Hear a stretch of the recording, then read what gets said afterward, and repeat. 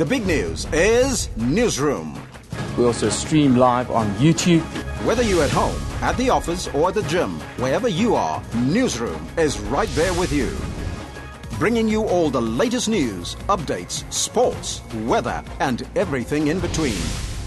Get all the latest news you need on the go via live streaming on our YouTube channel. That's Newsroom, weekdays at 9 a.m, only on the SABC News Channel.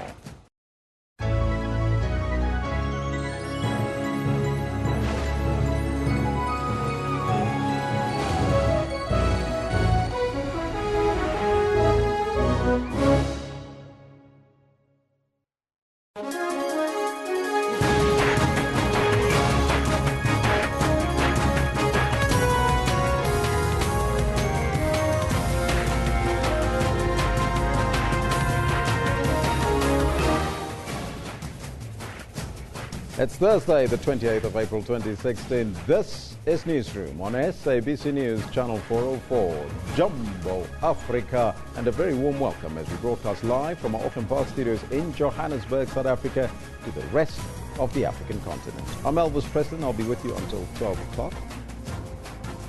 And I'm Renee Vest, and we'll be with you until 12 o'clock. We are also streaming live on YouTube with the entire show available on our YouTube channel. Today, President Jacob Zuma will bestow the National Order Awards on local citizens and eminent foreign nationals. This is for their contribution towards the advancement of the democracy and excellence in various endeavors. So our question of the day is, what do you think, or who do you think deserves a national order? That's the question to you. But first, and of course, you can send us your comments on the Twitter handle at SABC Newsroom and our Facebook page. You can let us know what's on your mind. But first, let's take a look at your news headlines.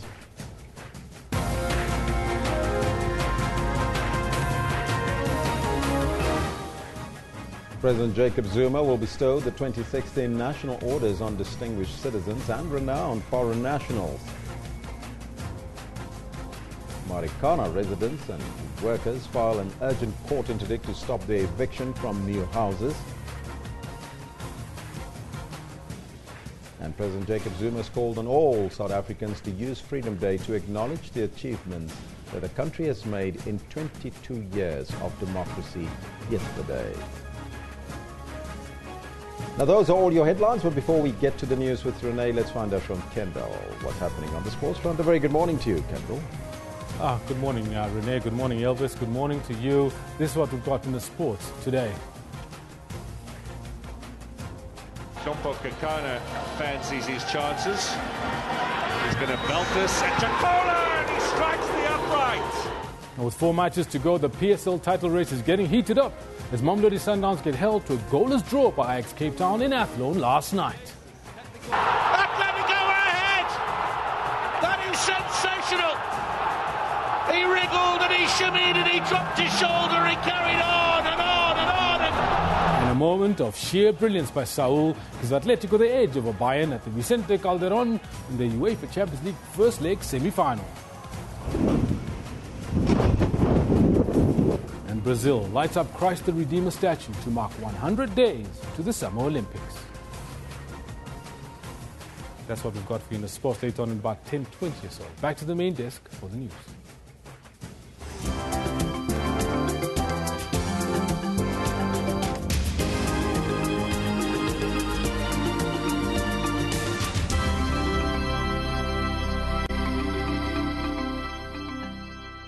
President Jacob Zuma will bestow the 2016 National Orders on distinguished citizens and renowned foreign nationals. The National Order Awards are the highest form of acknowledgement that South Africa bestows on distinguished people. It is one way in which government recognizes the sacrifices and contributions that they have made towards building a South African society that is envisaged by the Constitution. The awards also contribute towards unity and nation building. Now, for more on the story, we now cross live to our reporter, Griselda, who is covering the National Order Awards at the Presidential Guest House in Pretoria. Good morning, Griselda. Well, a very good morning to you. Griselda, can you give us the latest from the event this morning? Well, a very good morning to you once again. We're coming to you live from the Sefako Makgatho Presidential Guest House here in Pretoria. Well, this is where President Jacob Zuma will bestow the 2016 national orders on distinguished South Africans and foreign nationals who've played a pivotal role in helping South Africa achieve the democracy that it now enjoys, and those have also played a critical role in ensuring that the ordinary lives of South Africans are uplifted. Now, what's expected to take place here this morning is that several national orders will be bestowed, including the Order of Mendi, which will be bestowed on those who have shown courage and prowess of bravery. Also the Order of Ikamanga, really honouring those who have shown prowess in the sectors of arts, culture, sports, music, as well as journalism, as well as the Order of Baobab, those who have really given for community service. Those will also be honoured here this morning, as well as the Order of Mapungube, for those who are also on a global stage, who also, in the interest of South Africa, fought to help South Africa achieve the democracy that we were just celebrating yesterday, 22 years of democracy in South Africa. Of course, we saw hundreds, thousands of people show up at the Giyani Stadium yesterday to commemorate how far South Africa has come in fighting the apartheid police, the brutality of the apartheid police during very difficult times in South Africa. Now, several people, just to mention a few, who will be honoured here this morning include Mama Winnie Madikizela Mandela, of course, for her selfless contribution in that fight against apartheid, sometimes coming against brutality, against the apartheid police, and continuing to fight to help South Africa achieve this freedom that we were just celebrating yesterday. Of course, not to forget as well the late Sam Ndulu. You'd recall, of course, he was gunned down in a politically motivated assassination in 1991. At the time, he was the chairperson of the Thokoza Civic Association. He too will also be honoured here today, as well as the Chilean President Michel Bachelet Jaria, who on a global stage also fought for democracy and against injustices. We're expecting the program to get underway at 10 o'clock here this morning at the Sefako Makgatho Presidential Guest House, and certainly we'll bring all of that live for you here on the SABC's DSTV channel 404.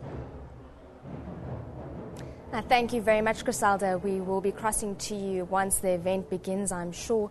But that was our reporter, Griselda, joining us live from Pretoria, where the President is expected to bestow the 2016 national orders on distinguished citizens and renowned foreign nationals.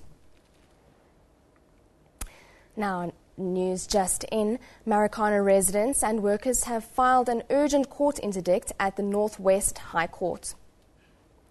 Today was D-Day for workers and residents to vacate the houses that they have been illegally occupying since January.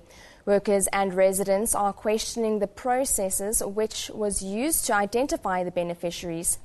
They insist that had it not been for the 2012 massacre, government would not have been swift in addressing the housing challenges in the area. Therefore, workers should be the first beneficiaries. That was your top news for now, but Elvis, it's over to you. Thank you, Renee. Now, 22 years into democracy and after yesterday's Freedom Day celebrations, the Khoe-San communities are still feeling marginalized, and they say that their human rights are violated. The South African Human Rights Commission has just completed national investigative hearings on human rights violations in South Africa against the Khoe-San communities. The hearings were as a result of complaints received from the Khoe-San communities regarding access to basic services and land. Human Rights Commissioners Dr. Danny Titus and Advocate Mohammed Shafi Amirma, they presided over the hearings. Now, earlier, Newsroom talked to Dr. Titus about the hearings. Well, we started at a petition that was provided or presented to us last year already, this 27th of April, by Khoi and San communities here in Gauteng. And they brought this petition to the Commission for CRL, Culture, Religious and Linguistic Communities, the Constitutional Court, the Gender Commission, the Public Protector. And then we took it upon ourselves as the Human Rights Commission to take the matter forward, not so much in terms of considering each and every complaint, but to enter into a public hearing, because the public hearings provide us that kind of platform where people can come and present their respective cases, their submissions, their concerns, and then we are at the stage where we are now considering the whole process and coming up with the recommendations. In general, what came out was the sense of lack of recognition. Yes. Khoe-San people feel that they are not recognized. First of all, they feel that they are all brushed under one big brush called coloured in terms of the racial classification. In South Africa, they feel that they want their separate identities acknowledged as Khoe, as San, as Nama, Griqua, Korana. And then that non-recognition to them leads to discrimination, leads to lack of basic services, leads to the lack of recognition of their languages, and the range of issues around that. In broad, the Human Rights Commission's concern is that South Africans must feel that the Constitution protects us all, and we cannot afford that there are South Africans that feel left out, and that is why we took this seriously. From the Human Rights Commission's perspective, is there a sense from the Khoe-San communities that you've spoken to all of them, or is there more concerns or more people that they feel that you need to talk to? Well, surprisingly, we've received requests from people in KwaZulu-Natal saying that we are an established Khoe-San communities here in the KZN. In the Eastern Cape, people were saying that the Khoi people and the Xhosa people have been living together for centuries. It has not been acknowledged. There are people at the West Coast in Cape Town. There are people in Oudtshoorn, in Mossel Bay, in Brakrivier, in what they call the Southern Cape.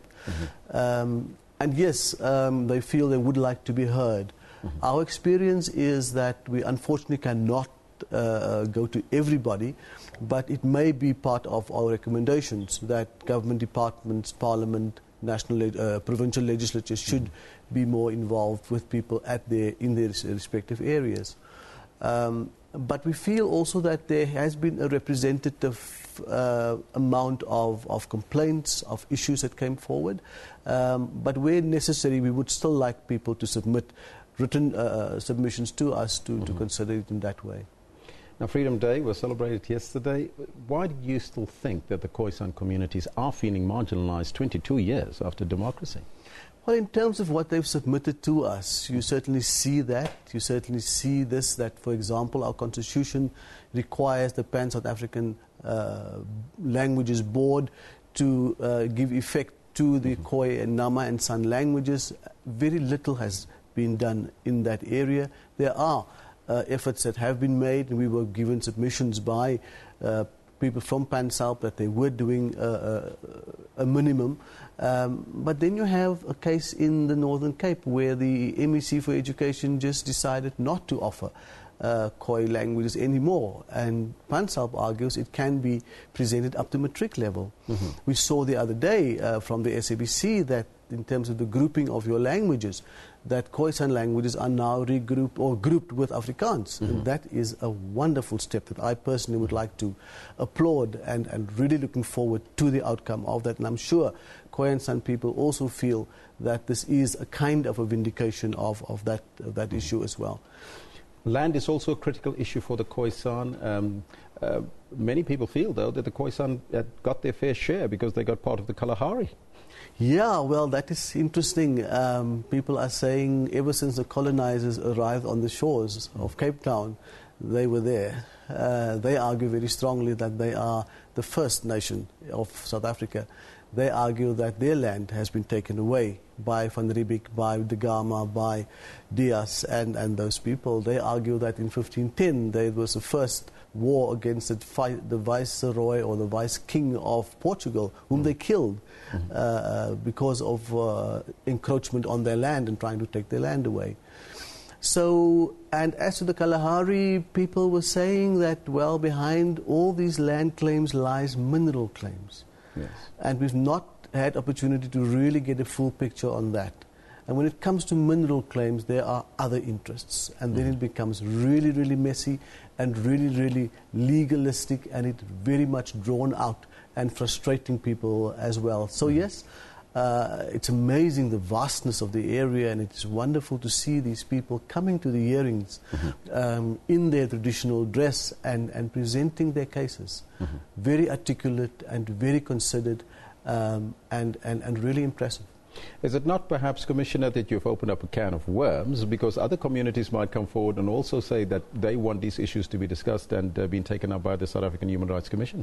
By all means, I think that is a delicious can of worms because we need to be open to South African society. If there are other communities that feel they are left out, this is our experience with the Constitution, Elvis. I mean, people are saying women feel excluded. Violence against women is not addressed. Torture is still taking place in our country, in our prisons, in our police cells. Water and sanitation is still abounding those issues. So people need to present these cases, and the Human Rights Commission and other institutions need to see to it that our Constitution becomes a living document. So yes, by all means.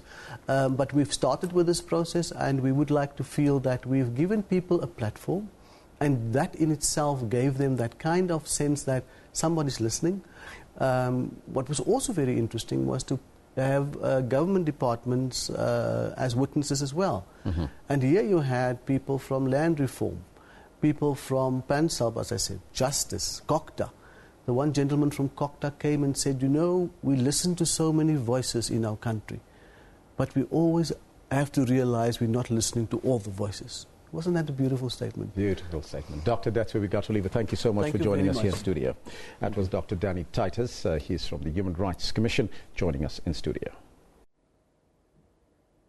Now, for the lovers of shopping, the Mall of Africa will officially be opening today. This 5 billion rand project is considered to be the largest mall in Africa, with over 300 shops. But traffic has already started to create heavy congestion in the area. Now, for more on this, we are joined via Skype by our traffic reporter, Rob Byrne. Good morning, Rob. Yes, a very good morning to you. Very good morning. What is the traffic like around the Mall of Africa this morning? Disaster, and it has been since around about 6:30 this morning. I spoke to a driver that was stuck on the Allendale off-ramp from the N1 for 40 minutes from about 7 o'clock to 7:40. It has been absolutely jam-packed. It still is on a relatively easy traffic day. I mean, we're sort of squeezing a couple of days in between some public holidays. So, you know, there is a lot of the volume that's out of the equation this morning as well. But the N3 coming up from Edenvale, absolutely jam-packed from Linksfield Road, the N1 from William Nicoll at Four Ways, heavy all the way through to Buccleuch, and then up the N1 towards Allendale Road, where you off-ramp and then take that new sort of Pretoria Street to get into the mall. So Allendale, the whole interchange is actually gridlocked. Allendale Road coming from the Howtrain Bridge across into Warner Valley side, Waterfall Estate side, that's heavy. But it just so much traffic. I think it surprised a lot of people. And now there's usually a lot of traffic around this area on most mornings. But through the hype of the opening of this mall, can we expect the traffic to worsen throughout the day and perhaps even throughout the week? Well, I don't think the Allendale Road interchange will ever be the same again. I think it started today, what is it, 131,000 square meters of shopping space. So it, like you were saying, biggest in Africa. It's an attraction. It's going to just become busy. You can imagine today it's going to stay busy all day. You can imagine over the weekend, on Monday, it is going to just attract a lot of traffic. It's here to stay, isn't it? And there's a lot of other development in that Waterfall Estate area. And you're right, that area, that part of sort of southern Midrand is busy, and it's just going to get busier. And you'll get motorists trying to avoid that, so they'll put extra pressure on routes like the R55, for example, Pretoria Main Road coming out of Warner Valley. That's going to start to become very busy now. So certainly traffic problems in that part of Gauteng. And has there been a heavier Metro police presence in the area to kind of control the traffic flows? Well, I did hear they were doing some taxi enforcement this morning, Allendale at the R101 at Pretoria Main Road. So there was certainly some police there, but that was sort of enforcing rather than sort of assisting traffic. It doesn't look like it because the fact that the traffic is so bad this morning. And I might just say that anyone that wants to go this morning from Joburg through to Pretoria, look at the R24 out through Galulis onto the R21 passing the airport, go that way, that's clear. And then if you're around the Randburg Rudaport side, think about taking Beyers Naudé or Malabongwe or William Nicol up to the N14 and use that N14 highway to go to Pretoria. I think for the rest of the day, avoid the N1 up through Buccleuch. It's a hot mess, as we say. Now, for the commuters travelling in and around the area, are there some alternative routes that may be a bit quieter, or do you think that the influx of the traffic around this area is just going to spread further out? I think it's going to spread further out. As I was saying, it's already a very heavily congested part of Gauteng, that whole sort of waterfall estate between Sunning Hill and Midrand. I mean, every night as motorists go home, we see them sitting on the R55. That has traffic light issues. We see just the volume sitting on routes like the new Maxwell Drive that goes up from Witkoppen Road and goes around to the R55, coming out from Warner Valley down through Waterfall Estate. It's just really busy. So I think for the next couple of days, the further you are away from that vicinity, obviously the easier it's going to be. But, you know, people are a curious nature when it comes to traffic. They like to just take the sort of local alternatives. And if enough people do that, you've got gridlocked on those alternatives. So, yeah, next couple of weeks, it's going to be interesting to see how motorists change their driving patterns around that area. Thank you very much, Rob, for that update there. Of course, that's the opening of the Mall of Africa that's happening today. Lots of traffic around the area. Biggest mall in Africa. It's going to be a disaster. So they say, yes. So, you know, if you love shopping, maybe avoid the area while it's just opening. Otherwise, you're going to be stuck in traffic jams. Now, yesterday, we asked you the question, what does Freedom Day mean to you? And here are some of your comments. Remember that you can send us your comments at SABC Newsroom. That is the Twitter handle. At any time, we'll read them. There you see some of the pictures from yesterday, Freedom Day celebrations at Giyani, that the president, of course, made that speech there, and, of course, addressing South Africans on Freedom Day. There you see the president coming through there. Let's take a look at some of your comments.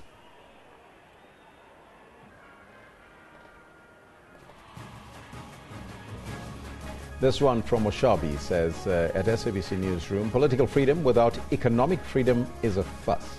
Hashtag Freedom Day, people are still in shacks, pupils still learning. So says Oshabi. This one from Doomy says, freedom to be. That's at SABC Newsroom, at SABC News Online. Freedom to be, he says. Sayanda says, Freedom Day does not exist for me because I am not free. I might be dumb, but I'm not free, she says, but we want economic freedom. That is what we want. Suraya says, SABC Newsroom, to me, freedom is when you are safe in your homes, safe wherever you go, and not being hijacked or raped, murdered, or robbed. And hashtag not free, says Suraya.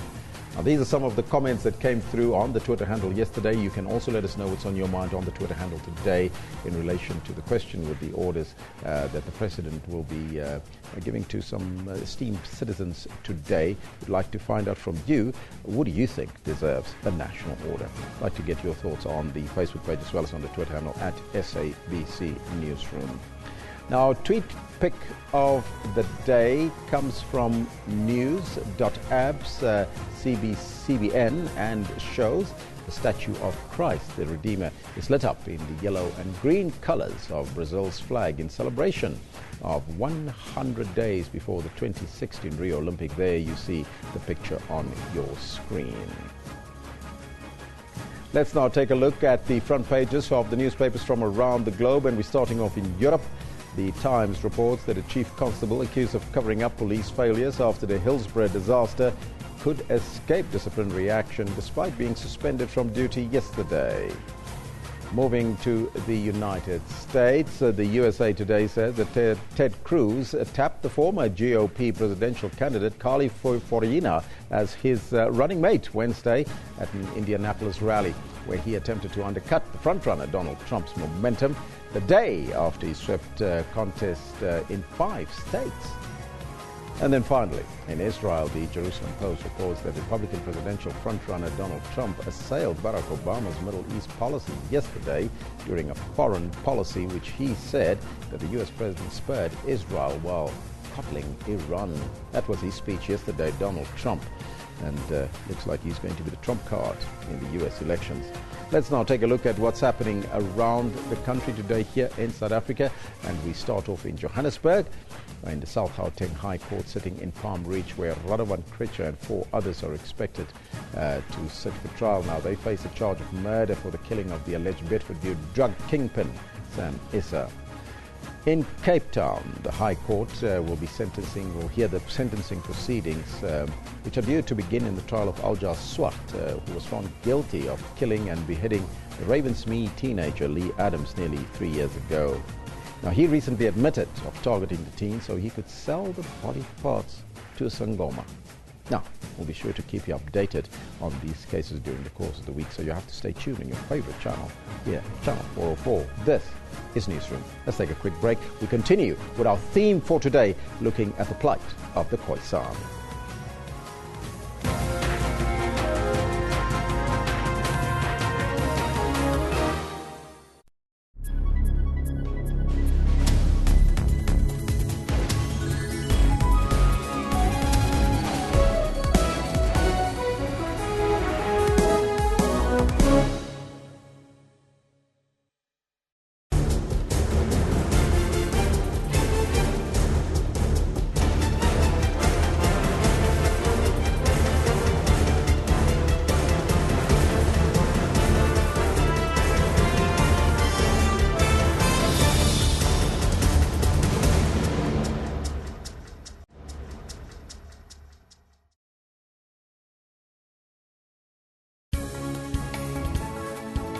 News Today keeps you informed with news locally and around the world.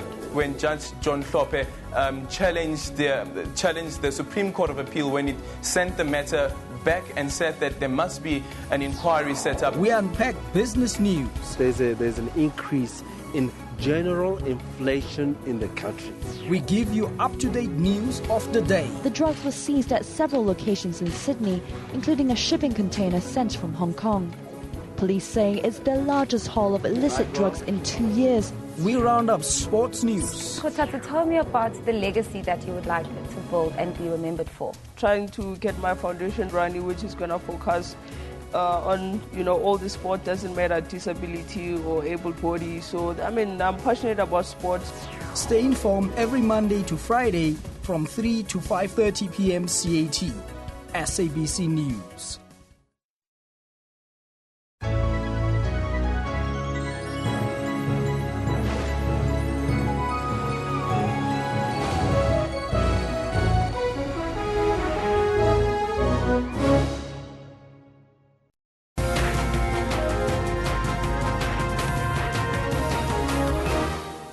Now, in President Jacob Zuma's State of the Nation address on the 9th of February 2012, he promised that provisions would be made for the recognition of the Khoe-San communities, their leadership and their structures.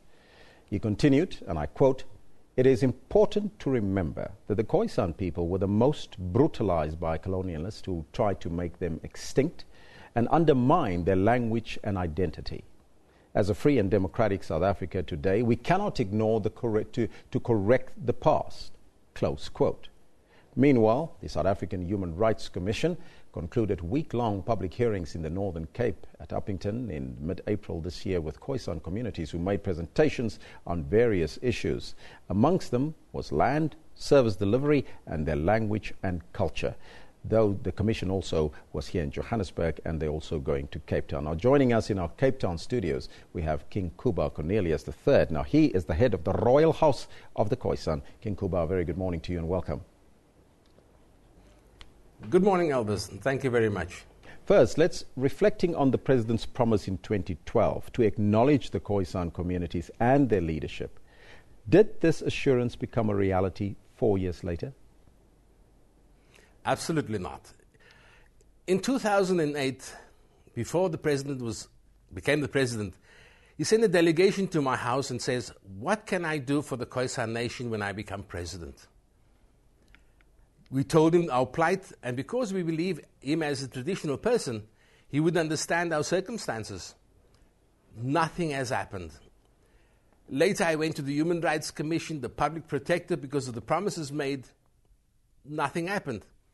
I eventually, in 2010, went to the High Court, and I got a court case charging President Jacob Zuma for cultural genocide against the Khoe-San people. And because we never had the financial capacity, we couldn't pursue the matter. The matter is now off the roll, but it's still at court. So none of these promises that was made to save the Khoe-San people out of their plight of poverty and not being acknowledged as Aboriginal people of this land has been a lie from the very beginning. Mm-hmm. And we've been trying, and nobody wants to speak to us. There's an old Khoe-San saying that says, just listen for once to what we say, so that you may never be ignorant of the Khoe-San nation again. Mm-hmm. But nobody listens, and we never get a chance to speak. Now, talk to us about the case, King, about the case that you laid of genocide against the Khoe-San people. Why is that the case?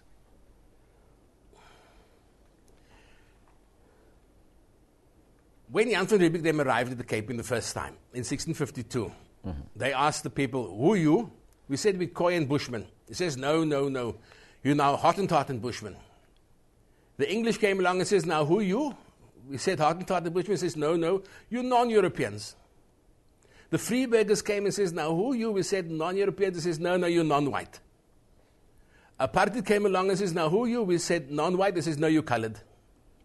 When democracy came along, we were supposed to give back our true identity as Khoi and Bushmen, but they didn't. So we've been fighting since 1996 for equality. I ran in front for equal education. In 1994, when we made our cross, when we got democracy, we were proud people saying, now we are free. But it was a lie. Mm-hmm. Now the Khoe-San want to be recognized. They want to be recognized constitutionally. As an indigenous people of South Africa? Absolutely. In 1999, when the United Nations sanctioned the Khoi and Bushmen as Aboriginal people of South Africa, government then changed the coat of arms in acknowledgement of our ancestry, put our language there, put our figurines in there, and they invited us to be part of the drafting of the white paper to include us into the House of Traditional Leaders. Oh, we sat for weeks saying, this is what we want for the benefit of the Khoe-San nation. In 2003, when that white paper became an act, Traditional Leaders Act of South Africa, I went forward, I said, now where do we sit? They said, sorry, it's not for you, it's only for the blacks. But, you can benefit from the act if you have an association with the black monarch. And then I went down to the Eastern Cape, and I went to King Zandile from the Khaghabe Kingdom, and I said, when I came there, he says, we know this land is yours. I said, I didn't come for the land. I come to re-sign a peace treaty that your great-grandfather had signed with my great-grandfather when you came over the Kai River, and immediately they signed it. And then they had a royal feast to seal that peace treaty in the same crowd where the first peace treaty was signed. I came back to government, I says, I fulfilled all the requirements that you said, and they said, oh, well, the act is now repealed. And then in 2007, when they signed the Declaration for the Rights of Indigenous People, I went for it. I says, now you have to listen because you've signed the Declaration for the Rights of Indigenous People in South Africa with 143 other countries throughout the world. And he says, well, you need to understand that international law cannot be applied to South African because you are not recognized as people. So we are the invisible people in the land of our ancestors. Mm-hmm. What would it take for government to recognize the Khoe-San as the indigenous people of the country? And are you perhaps of the opinion that the Khoe-San nation has been amply compensated for the rights and the wrongs and the atrocities committed against them over the centuries? All government need to do is legislate us as people in this land. We are no longer invisible. We are the Aboriginal people of the land. We are not saying the land, with an old Khoe-San saying says, the land doesn't belong to us. We belong to the land and you cannot separate the two of us. So all we want government to do is make us equal. When we are equal to everybody, Nelson Mandela says the land belongs to all who live in it and all men are equal before the law. In 2014, I was invited by the United Nations as the only king of South Africa to receive the 20th Century King's Award of Achievement. And in America, at New York, I said to them, the American says, we're the land of the free, the home of the brave, but we still draw the line at the N-word.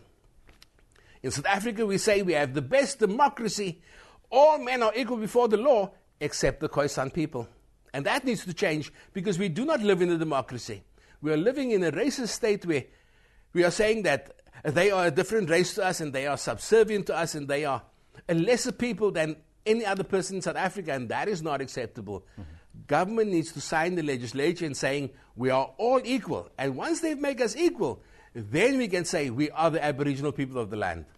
Where is the Khoe-San now, King, in terms of land claims, language and culture?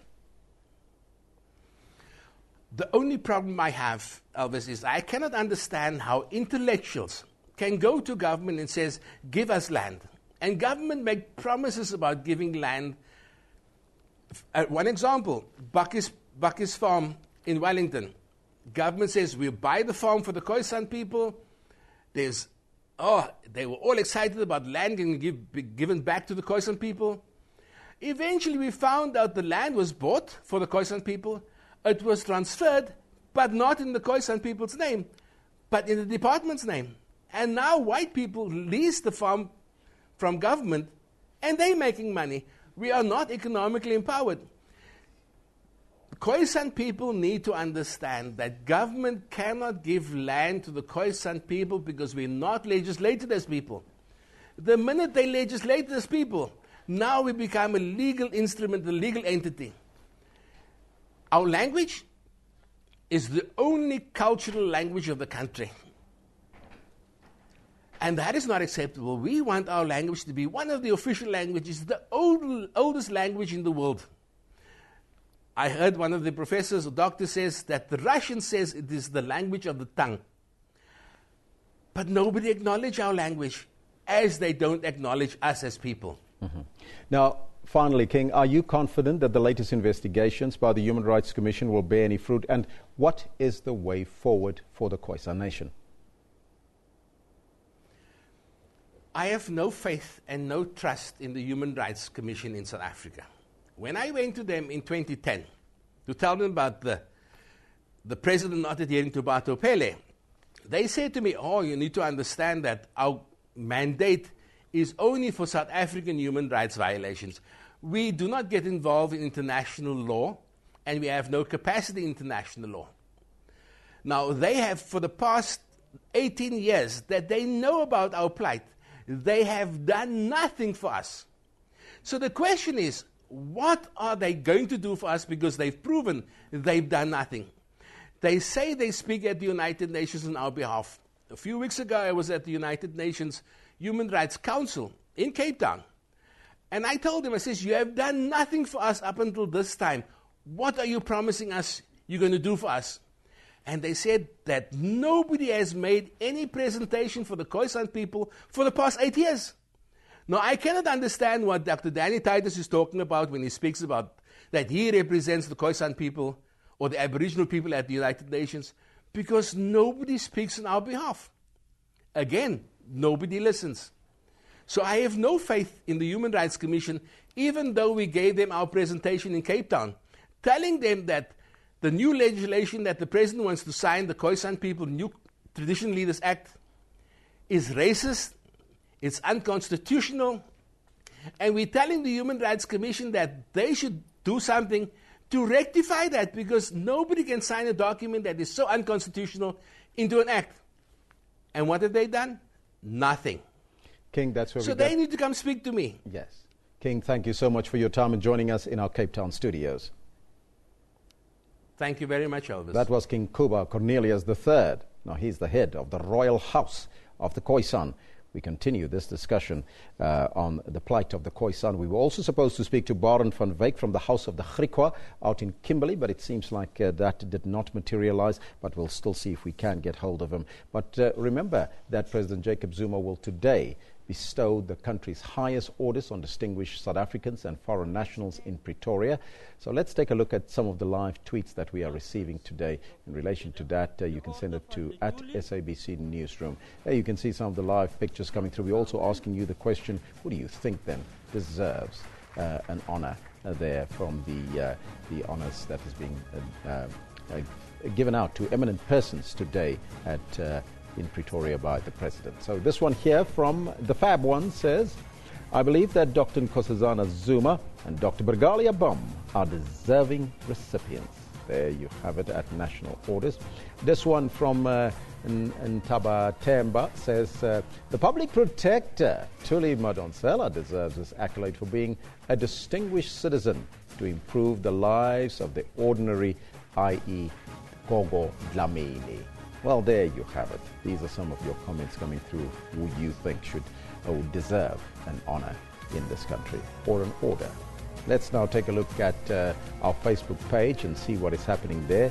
There you see Winnie Madikizela Mandela will be among those that President Jacob Zuma will honor for her role in the struggle against apartheid. There you see her weeping on the picture there.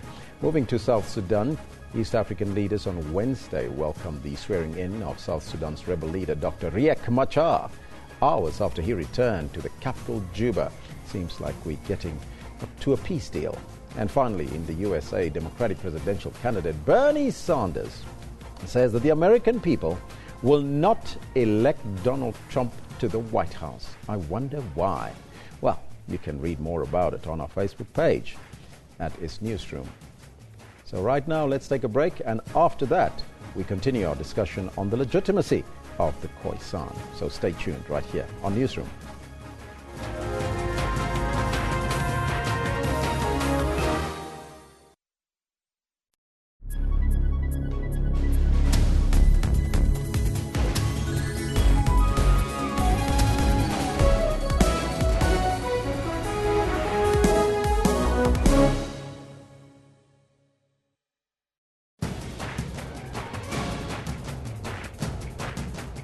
They are basically arresting him, continue to arrest him on behalf of the apartheid government.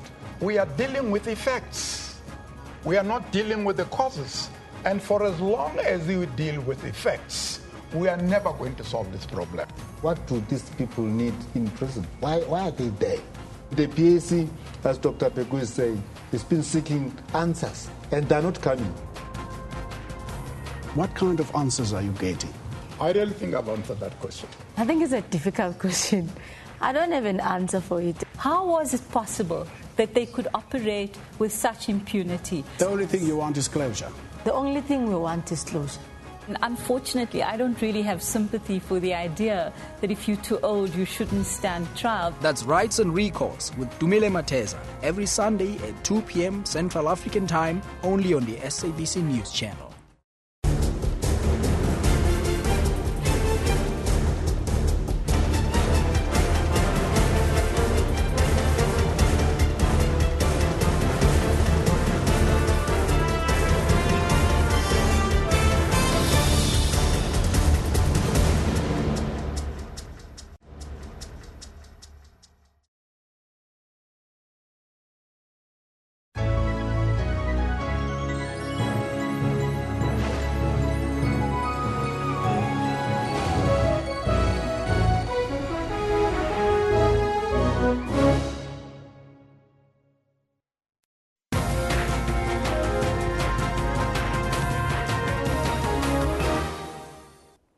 We continue our discussion on the Khoe-San. This is our theme today. The Khoe-San people of the Northern Cape are descending from two different tribes, an amalgam of the original San hunter-gatherers and the later arriving Khoi. Now, they were virtually annihilated by the subsequent settlers in the country. The original San hunter-gatherer groups lived on this land for about 100,000 years. That's before the arrival of other black people and European settlers in the country. Now, these two vibrant and culturally rich tribes are now almost extinct, with the Khoe-San culture pushed to the periphery of our society. But the Khoe-San culture lives on through some of the most compelling rock art on earth and the distinct cliques of their language, once found nowhere else in Africa. Now that's been incorporated into languages such as Zulu and Xhosa. In studio, we are joined by Dr. Leonard Martin, a social commentator whose doctorate was based on historical and social study of the origins of racialism around the globe. But he can give us a perspective. Doctor, very good morning to you and welcome. Good morning, Elvis. First and foremost, just give us an historic overview on the history of the Khoe-San and the atrocities that were perpetrated against them over the centuries. Because I've tried to sketch a picture, but maybe you can enlighten us. Elvis, it would take an encyclopedia to give you the entire history of the Khoe-San people. Yeah. In fact, the history of the Khoe-San people actually is embedded in the history of Africa, is embedded in the history of humanity. You take language, you take migration, you take the arts, you take the sciences, you will find the imprint of the Khoe-San in the entire evolvement of humanity and civilization. That sums up in a nutshell the impact of the Khoe-San on the history of Africa, the history of Egyptian civilization, and, dare I say, the history of Europe. The first people in Europe were the Khoe-San. If you take the history of Asia, you have the history of the Khoe-San. So I am not actually doing justice when I say it would take an encyclopedia. It would take a couple of encyclopedias. You mentioned the issue of the history of what's called rock art. Yes. There's an entire branch of the study of language and meaning called semiotics that deals with the impact of the Khoe-San on the evolvement of the symbols that the Egyptians used. Their writing systems were influenced by Khoe-San rock art. So what I'm saying to you is that we have barely scratched the surface when we talk about the Khoe-San at the moment in South Africa. It is a chapter of the history of the Khoe-San that we discuss in relation to colonization and the conundrum that we are faced with in South Africa in relation to identity. Let me take the issue, which is very little known, that it's only with the conquest of the Khoe-San in the Cape that the notion of identity called white becomes globalized. Well, how so? Well, from that time onwards, you have this overarching identity of what became European people using the term white as a generalized identity. That is part of the cultural history of the impact that the Khoe and San have had in terms of the cultural development of Europe in terms of its identity. Let's come back to South Africa. Is there any legitimacy to the notion and the claim by the Khoe-San that they're the original Aboriginal indigenous people of this country? Well, you know, we need to deal with issues such as the European notion, legal notion of terra nullius, which was incorporated in terms of colonial settlement. Terra nullius states that when the white man came to Africa, he found nothing, and therefore colonized that space. It was that narrative went into different forms of nationalism in South Africa, particularly white Afrikaner nationalism. But when the Portuguese and later the Dutch came to Africa, Southern Africa, the only people they ran into, and the conflict starts from there, was the Khoe-San peoples. In fact, when we talk about the liberation struggle in South Africa, it starts with the resistance of the Khoe-San to colonization at the Cape. They were the first of any peoples to begin that struggle against colonization. Let's talk about language. The exclusion of the Khoi languages, which linguistic archaeologists dates back to prehistoric times, beginning to the language itself, is just one of the long list of historical segregations that affect the visibility of the Khoe-San. 22 years into a democratic South Africa, why do you think that is still the case? Well, we have a narrative that the Khoi and San were extinct. But if the Khoi and San are extinct, why this question? The Khoi and San languages live on in different parts of Southern Africa and South Africa. Let me take Nama. It has never been made extinct. It's a myth. So what we need to understand is that, you know, when we deal with the Khoi and San languages and its influence, we need to excavate, you know, the actual history of South Africa and its languages. That needs to be done. It has not happened as yet. So there's a huge gap in relation to the 22 years that needs to be addressed and is extremely frustrating to the Khoi and San in terms of the legality of introducing. There are all types of excuses that have been made in terms of funding, but the Khoi and San have been knocking on the door of the democratic government for the last 22 years for their languages to be actually, in effect, effectively recognized and funds made available. There has been no lack of petitioning for the languages to be reintroduced. Because it is strange that we have 11 official languages and yet the oldest language is not being recognized. Well, at the entrance to Parliament, which is the home of our democracy, you have the statement from the Khoe-San languages that on diversity. However, there is a negative deficit in terms of making that a reality, that the Khoe-San languages really are at the foundation of the South African nation. Now, Doctor, there are now traction by the Human Rights Commission who are making recommendations to look at the issues of land for the Khoe-San nation and, of course, the issue of language and culture. Is that perhaps not long overdue? Elvis, I would be making an understatement if I said it is long overdue. In fact, the issue of recognition as the first nation is one of the key demands before the democratic government. It has been raised internationally. For example, the South African government needs to ratify the International Labour Organization Proposition 169 in terms of recognition of all indigenous peoples. That hasn't happened yet. When that happens, when the South African government abides by international law, then the issue of recognition becomes an issue that is extinct. Then it becomes reality that the Khoe-San nation in South Africa is recognized. With that too goes the issue of the imposition of the notion of colored that also negates recognition. We need to come to terms with the fact that the Khoe-San nation and colors in their majority are the descendants of the Khoe-San, as elsewhere in other parts of the world. So what you are saying, that colored is not really colored, it is Khoe-San? It is Khoe-San.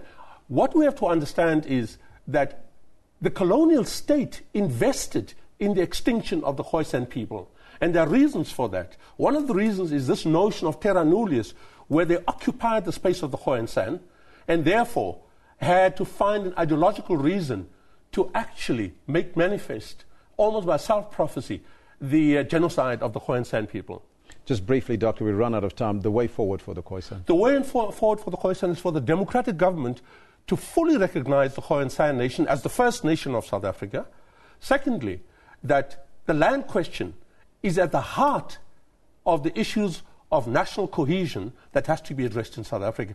And the Khoe-San are already beginning to talk about calling a land summit to address this question as the fulfilling of the development of the South African nation as a whole. And the question of unity?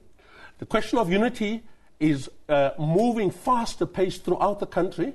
As we know, there have been many unity summits held in South Africa. The most recent has been in Johannesburg, where a recent roundtable effectively declared that the unity of the Khoe-San is a key principle of their liberation in South Africa.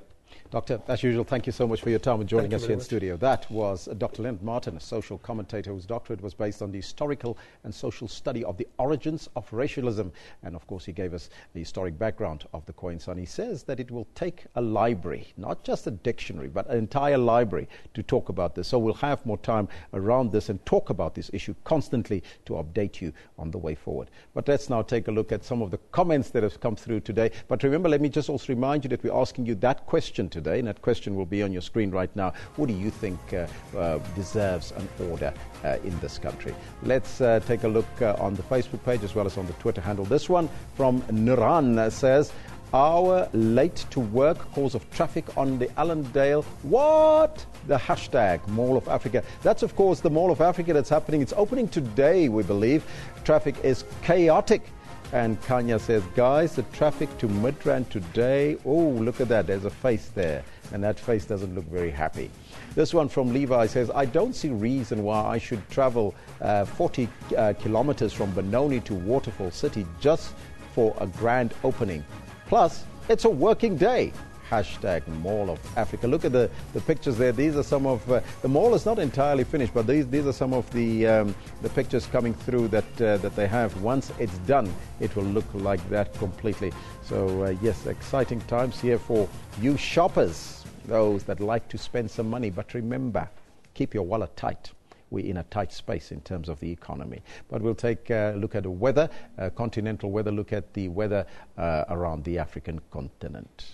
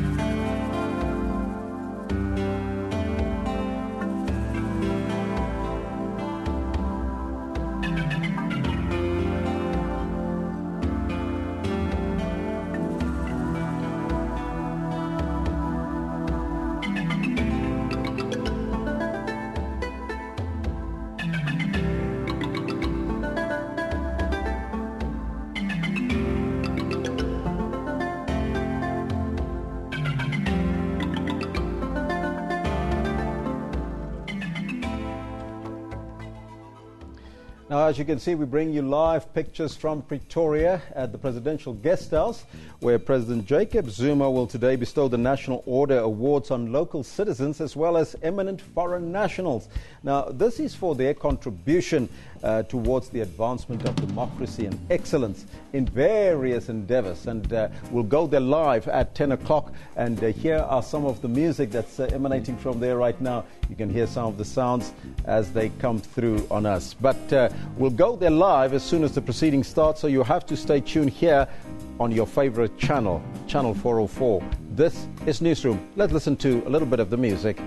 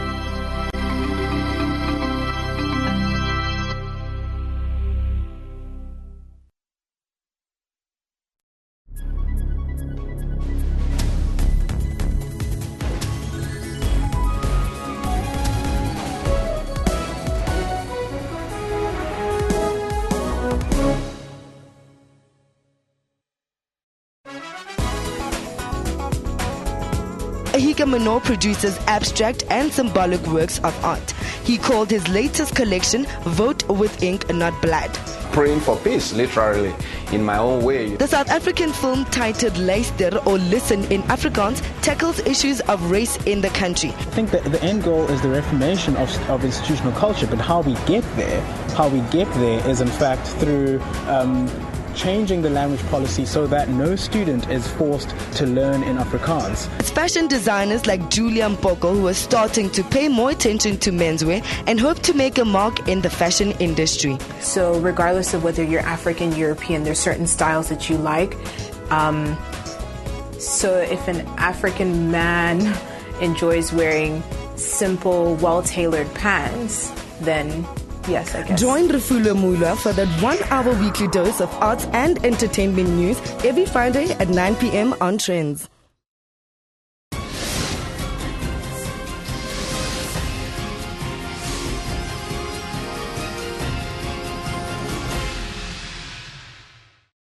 Health Talk looks into incorrect lifestyles that lead to chronic diseases. It is extremely important to take care of our bodies to a long, healthy life. Incorrect eating and being inactive then leads to the person becoming overweight and obese. The kidney is one of the essential organs of our bodies. It keeps us healthy and extracts toxins from our blood. The kidney controls the blood pressure. Right. And if the blood pressure is not normal, then your heart is affected, all the blood vessels in your body is affected. Dialysis is the only solution to kidney failure. The support of the family is crucial. What made it possible for me is to accept that I've got kidney failure. Join your host, Dr. Sidla Mutawung, every Saturday from 9 to 10 a.m. Technology isn't all scary. There's also fun stuff like gaming. Lots of women do play games, whether it's on their phones or their tablets. Then there are Africans who are using new tools to make other people's lives much easier. We typed the whole CV on a small, QWERTY Nokia phone. For all these and other technology and social media news, join me, Spumelele Zondi, every Sunday at 7:30 p.m. Central African Time on SABC News.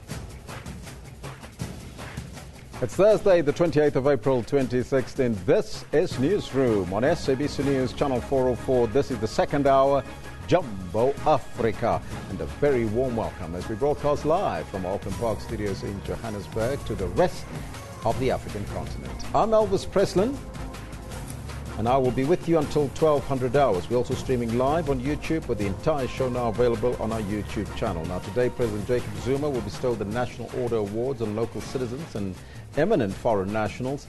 This is for their contribution towards the advancement of democracy and excellence in various endeavors. So our question of the day, we're asking you, it's on your screen right now. Who do you think deserves a national order? Send us your comments on our Twitter handle at SABC Newsroom as well as on our Facebook page. But first, let's take a look at your news headlines.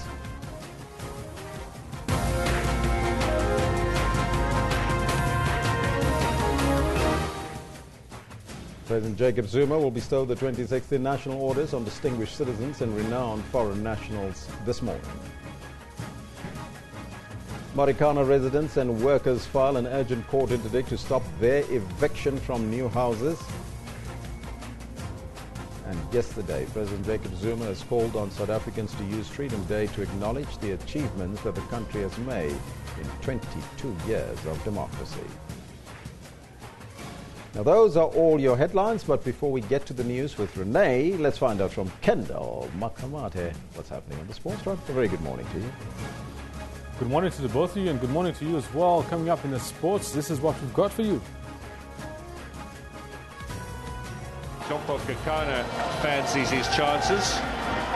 He's going to belt this into corner, and he strikes the upright. With 4 matches to go, the PSL title race is getting heated up as Mamelodi Sundowns get held to a goalless draw by Ajax Cape Town in Athlone last night. Atletico are ahead! That is sensational! He wriggled and he shimmied and he dropped his shoulder, he carried on and on and on. And a moment of sheer brilliance by Saul gives Atletico the edge over Bayern at the Vicente Calderon in the UEFA Champions League first leg semi-final.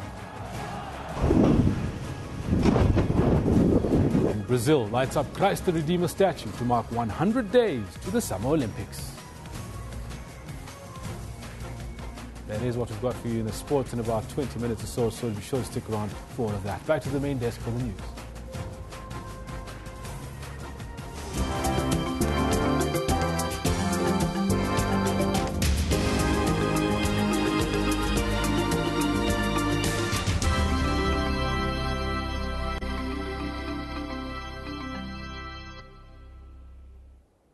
President Jacob Zuma will bestow the 2016 National Orders on distinguished citizens and renowned foreign nationals today. The National Orders Awards are the highest form of acknowledgement that South Africa bestows on distinguished people. It is one way in which government recognizes the sacrifices and contributions that they have made towards building, a South African society that is envisaged by the Constitution. The awards also contribute towards unity and nation building. Now, it's happening right now as we speak, so for more on the story, we cross live to our reporter Griselda Lewis, who is covering the National Orders Awards at the Presidential Guest House in Pretoria. A very good morning once again to you, Griselda. Can you tell us what is currently happening there? Well, a very good morning to you once again, Elvis, live from the Sefako Makgatho Presidential Guest House here in Pretoria, where you said, of course, President Jacob Zuma will bestow the 2016 National Orders on South Africans and foreign nationals who've made an immense contribution towards South Africa attaining its democracy, and, of course, those who've made a significant contribution and played a crucial role in the upliftment of various communities in this country. As you can see here towards my right, the choir is already belting out a few notes. We're expecting President Jacob Zuma to arrive here any moment now to bestow these national orders on these distinguished guests. But also we were expecting one of the recipients, Mama Winnie Madikizela Mandela, to be here this morning, but we do understand that she will not be here. Of course, you would recall that she had just undergone back surgery. We understand that she's still recovering at home and will not make it here today to be bestowed this order here this morning. But some of our relatives are here this morning. We saw some of the great-grandchildren, including Zoleka Mandela as well as Zondwa Mandela as well, accompanied by other members of the family who will receive this order on her behalf. But when asked how Mama Winnie Mandela is doing, they said that she's doing fine. She's recovering well at home, but unfortunately could not be here. But of course, some of the other prominent guests who were expected to be honored here today, of course, the late Zwelakhe Sisulu, who was once the chief executive officer of the SABC. You would recall that he was one of the first black editors in this country, but during very difficult times, penning the atrocities of the apartheid government in the newspapers. You would recall he was once the president of the Writers Association in South Africa during very difficult times. Of course, that excellent contribution to journalism will be honored here this morning as well. Of course, the late Sam Ntuli as well, you would recall, during very dark days as well in Thokoza, where the people there had also rebelled against the apartheid brutal regime of the police then, and he will also be honored here today. At the time, you would of course recall, back in 1991, gunned down in a politically motivated assassination, and of course that also will be celebrated here this morning. Of course, Mac Maharaj, of course, will also be honored here this morning. Of course, you'd recall he was also very instrumental in the fight for democracy in this country, and of course a former presidential spokesperson as well will be honored here this morning. But we're expecting some of the distinguished guests to come through here to this hall here this morning, where President Jacob Zuma of course will honor them. But it's from various spectra. Just to mention there, Elvis, we're talking about those who will be honored in music and sport, in journalism, and for those who've made immense contributions both here on South African soil and internationally to ensure that South Africans eventually achieved freedom. One of those individuals, of course, but who will not be present as well here this morning, is the Chilean President Michelle Bachelet Geria, who on a global stage, of course, in the interest of justice in South Africa, also fought abroad to ensure that South Africa achieved the democracy that we now will enjoy. Of course, we saw lots of those scenes there yesterday, thousands of people coming out to celebrate and to remember 22 years how far South Africa has come in as far as the difficult times that we had in this country and all the freedoms that we now get to enjoy. We're expecting this program to get underway any minute now. So South Africans and foreign nationals who've played such a pivotal role to ensure that South Africa is the beautiful country that we see here today will be honored. We're expecting the seats to be taken in just the next few minutes, but of course the choir is certainly keeping us entertained, and we're waiting for that broadcast to get underway. Of course, it will be live here on the SABC's DSTV channel 404, so you can certainly stay tuned for that. Griselda, thank you so much. Just tell us briefly, has the president arrived already? He's not arrived at this stage yet, Elvis. I'm just looking around to see if there's any other dignitaries who are walking into this hall at the moment. But we're expecting the program to get underway very, very shortly. But we're expecting the president to highlight, that South Africa's freedom truly wasn't free. We heard those sentiments from him at a very packed stadium in Guyana yesterday, where we saw the celebrations of the 22 years of democracy that were being celebrated. We're expecting him to reiterate again that all those who will be honored here this morning with the national orders played such a critical role, both locally and internationally, to ensure that South Africa is truly free. A South Africa for all, for equality for all in South Africa as well. We're expecting the very same sentiments to be shared by the president here this morning.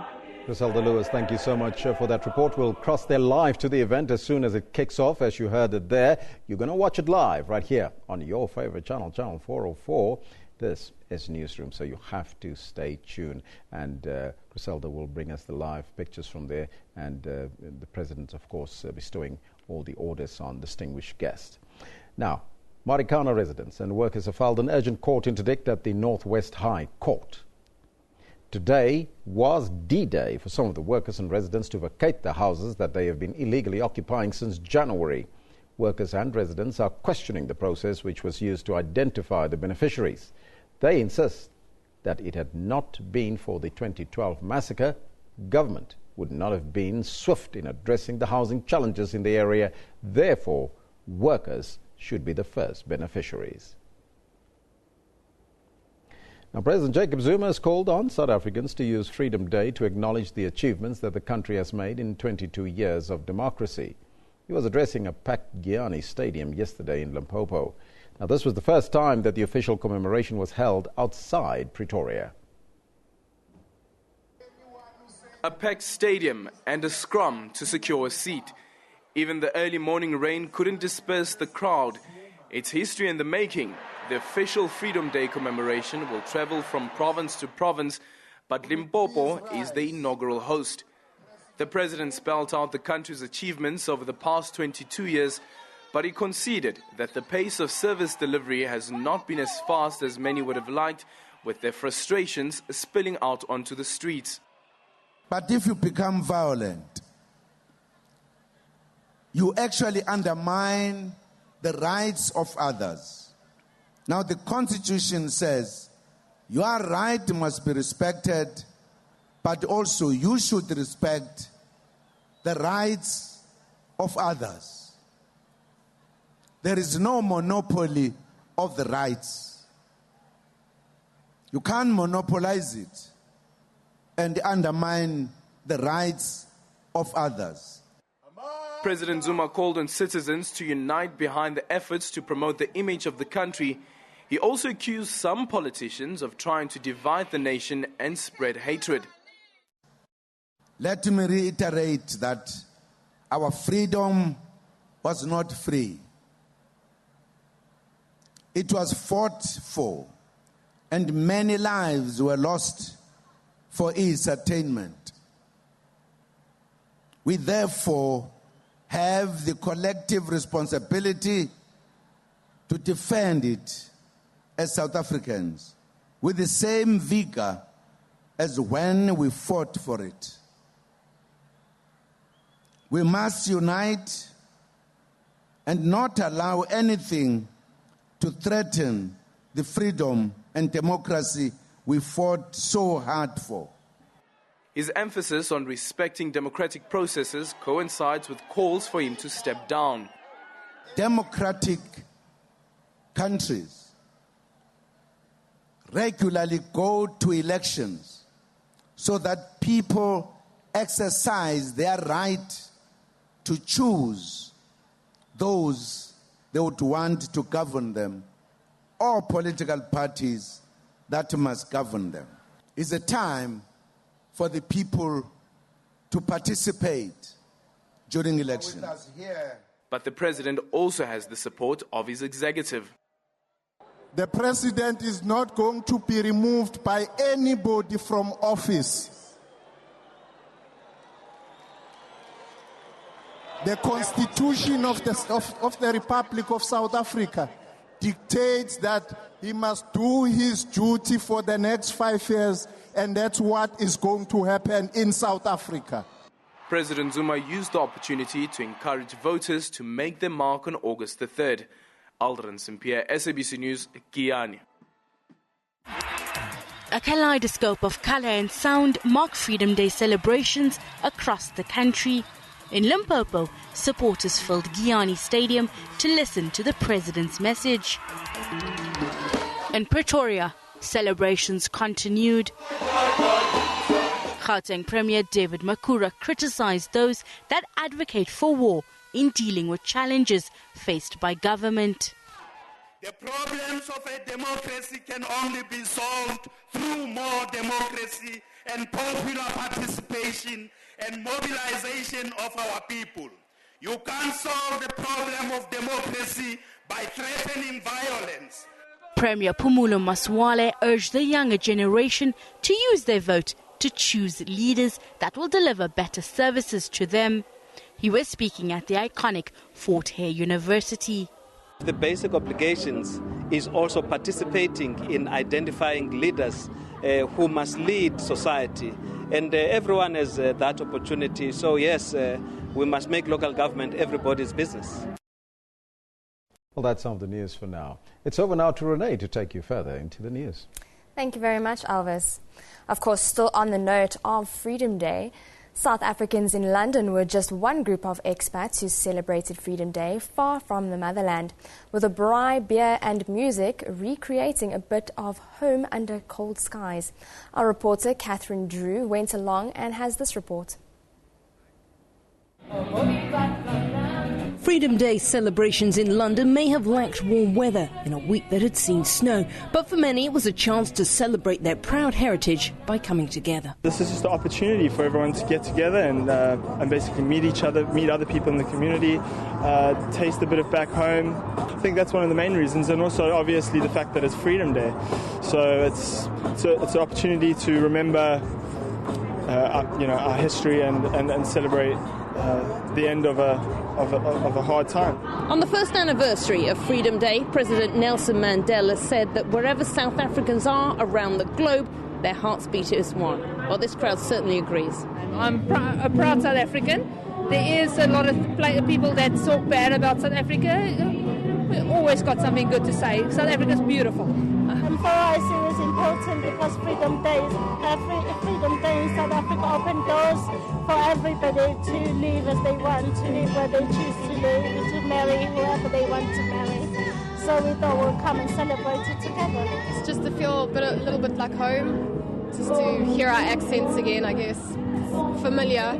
This sold-out event attracted South Africans who live and work in the UK but had wanted to celebrate with their countrymen. This might be the youngest dual citizen. Marley Ndemande was enjoying his first Freedom Day at 11 weeks old, and he, along with every other visitor, got a goodie bag. Catherine Drew, SABC News, London.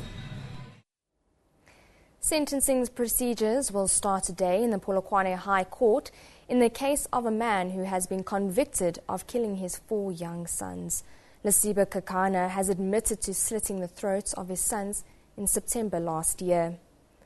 A plea agreement between Kakana's lawyer and the NPA saw his trial, that had been scheduled for this whole week, moved ahead to the sentencing on its 3rd day after Kakana pleaded guilty to all 5 charges levelled against him. In a statement presented to court as part of his plea, Kakana apologised to his wife and family for killing his sons. Kakana was also found guilty of assault with intent to do grievous bodily harm on his wife for an incident where he assaulted her with an axe.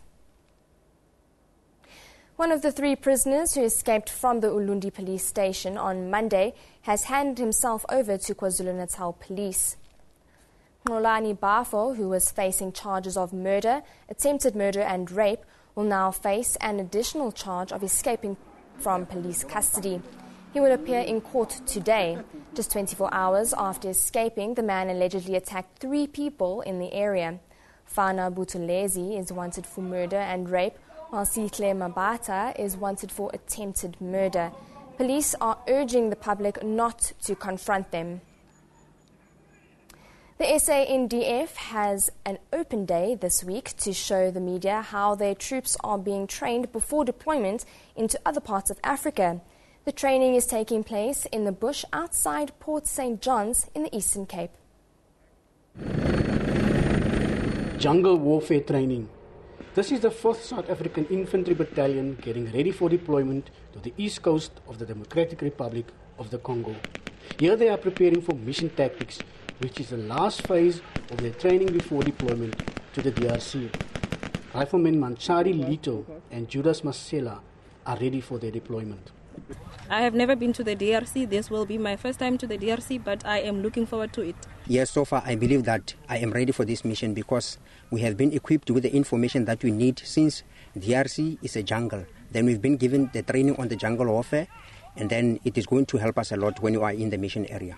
This battalion of about 1,000 strong men will be deployed by the end of May. Now that this unit is going to deploy in the DRC, the terrain in the DRC demands that people must at least understand how to maneuver and fight in the jungle environment. And that is typical, the type of the environment that is around us. We started this training 360 days ago. We did everything that we're supposed to be doing. And currently we are busy with the final stage of mission specific. Then with this mission specific, we are ready to face any person in the jungle. This training program continues until the end of this week. Keith Seister, SABC News, Port St. John's. The World Bank is putting a hold on new development support for Mozambique after the government was shown to have hidden off budget more than $1 billion in debt. The bank says it wants to review Mozambique's finances following the revelations. Earlier this month, the International Monetary Fund suspended aid to Mozambique over the debt. On Tuesday, the country said most of the debt had been used to fund maritime security and shipyards. Mozambique is one of the 10 poorest countries in the world. Well, that's your news for this hour. Kendall is standing by with your sports news after this break.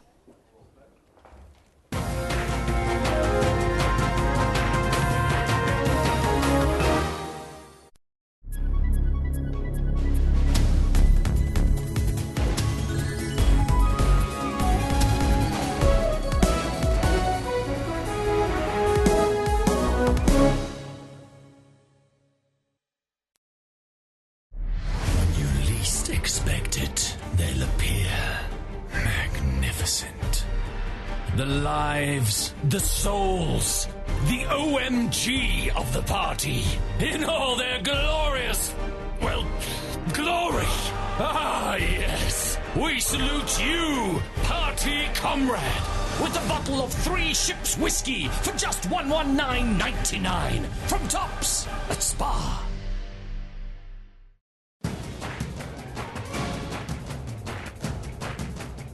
They are basically arresting him, continue to arrest him on behalf of the apartheid government. We are dealing with effects. We are not dealing with the causes. And for as long as we deal with effects, we are never going to solve this problem. What do these people need in prison? Why are they there? The PAC, as Dr. Pegu is saying, has been seeking answers, and they're not coming. What kind of answers are you getting? I really think I've answered that question. I think it's a difficult question.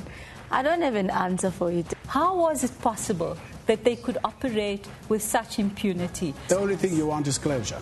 The only thing we want is closure. And unfortunately, I don't really have sympathy for the idea that if you're too old, you shouldn't stand trial. That's Rights and Recourse with Dumile Mateza, every Sunday at 2 p.m. Central African Time, only on the SABC News Channel.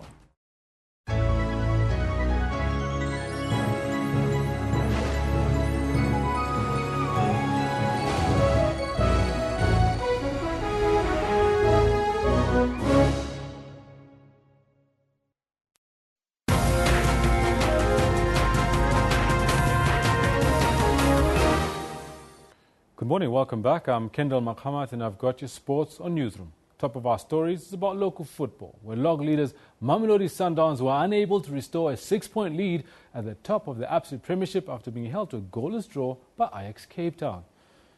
Now, Sundowns struggled to get their passing game going in the first half, and it was the home side which dominated as a result.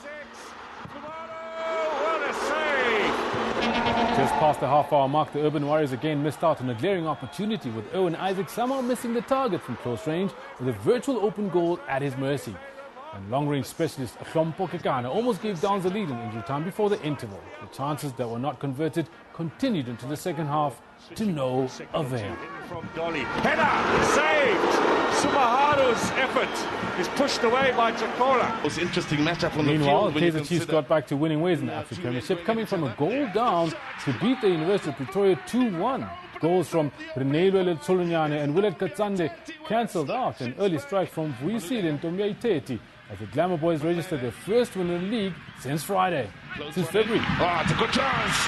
Panda losing balance. The Tsolunyane scrambles it in there. Oh, Justin Gutierrez got for it. And it's Kaizer Chiefs that go for it and get it. The 2-goal cushion. And in the earlier match of the day, there were goals galore for Cheaper United, who are currently 7th in the log, following a 4-1 win over Platinum Stars. Now they're a bit arrogant the way they play. Binyane could pull in for Mazzini! Makes it 3! Bonola by Fenya Khape for your Pelefa. Peletana Nkoti. amathuba leyisithopha Platinum Stars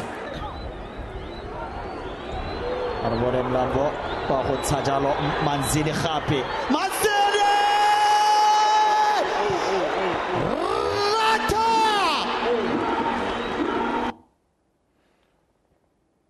Right, with that, let's have a quick look at the results from the last 2 days of action in the Absa Premiership.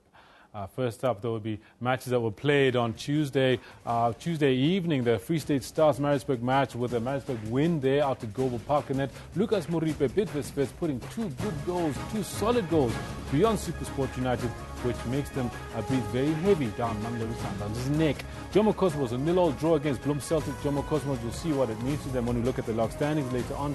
Black Aces losing 4-2 to Golden Arrows at the Mbombela Stadium. Platinum Stars losing to Chippa United. 4 fantastic goals by Chippa United against Platinum Stars, and a 0-0 draw for Mamelodi Sundowns. They needed to get at least 3 points to try and pull away from second place Bidvest. University of Pretoria 2-1, Kaizer Chiefs beating them. Last minute goals being scored by the men under Steve Compeller's charge. Orlando Pirates a 0-0 draw against Polokwane City. Orlando Pirates seemingly coasting to the end of the season. Now let's have a look at the all-important log standings.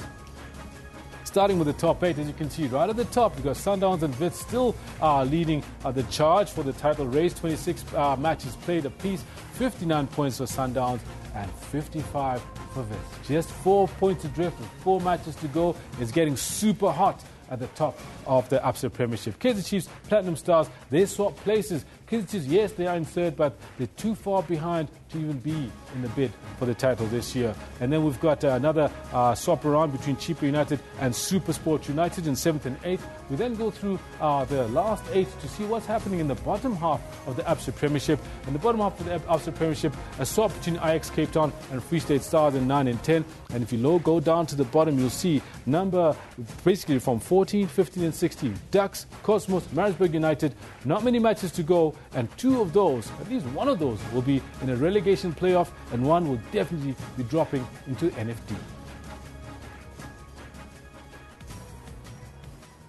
Now staying with football and going a little further afield, a superb goal by Saul Niguez gave Atletico Madrid the edge over Bayern Munich in their first leg Champions League semi-final clash on Wednesday. Atletico travel to Munich next week after winning the clash at the Vicente Calderon Stadium 1-0. Atletico have never been crowned European champions and have lost twice in the final of the competition. Desperate to break this trend, Atletico enjoyed a dream start with midfielder Saul's brilliant individual effort after just 11 minutes. That's a lovely run by Saul all the way into the penalty area. What a goal!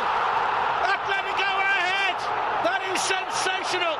He wriggled and he shimmied and he dropped his shoulder. He carried on and on. Bayern almost levelled matters moments later when Arturo Vidal's header beat keeper Jan Oblak, but Jose Jimenez came to the rescue.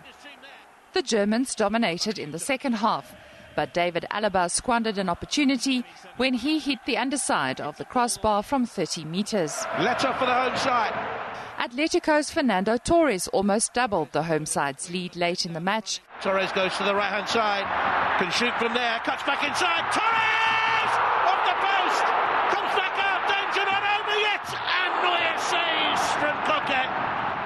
Despite Bayern's efforts, however, Atletico held on, leaving Bayern with hard work ahead to avoid a third successive semi-final exit. Posiblemente cercanos a la mejor versión del equipo. We were possibly at our best, like we were against Barcelona. We played the game we wanted to play. This was a high-level match where our opponents' substitutes have the same or even higher levels of skill than those on the field. That makes it very difficult.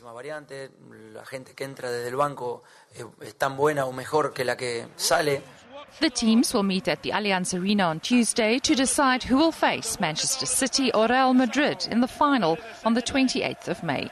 Liesel Zankel, SABC News.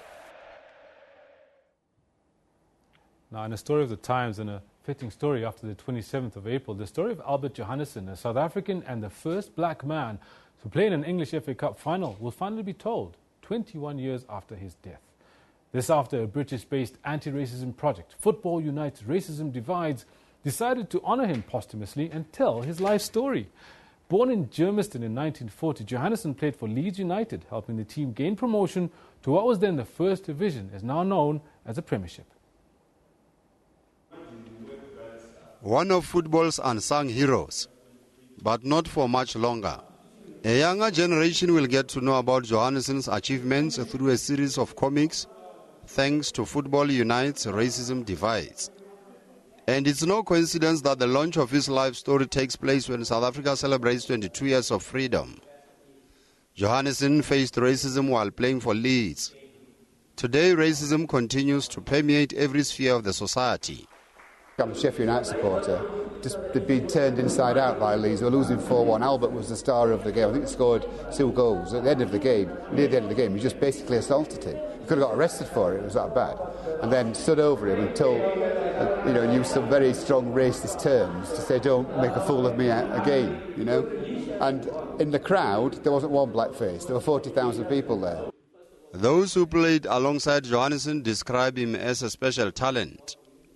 What shocked me is when he dribbled 4 players from the Bloemfontein team. And it was then I decided that this man doesn't belong here. He must go and play overseas. He was a type of player in the mold of Kaiser, Matau, Percy Malloy, Shoes, and even teenage Dadla. That type of player he was. He was a playmaker. Last year, Johannesson's daughter and granddaughter helped to celebrate 50 years since his appearance on the field by attending the FA Cup final between Arsenal and Aston Villa. Pesing Katlu, SABC News, Johannesburg. Now, talking about soccer legends, Brazilian soccer star and 3-time World Cup winner Pelé says he turned down the chance to be FIFA president. Pelé says he was approached by FIFA to become the organization's president, but declined the offer.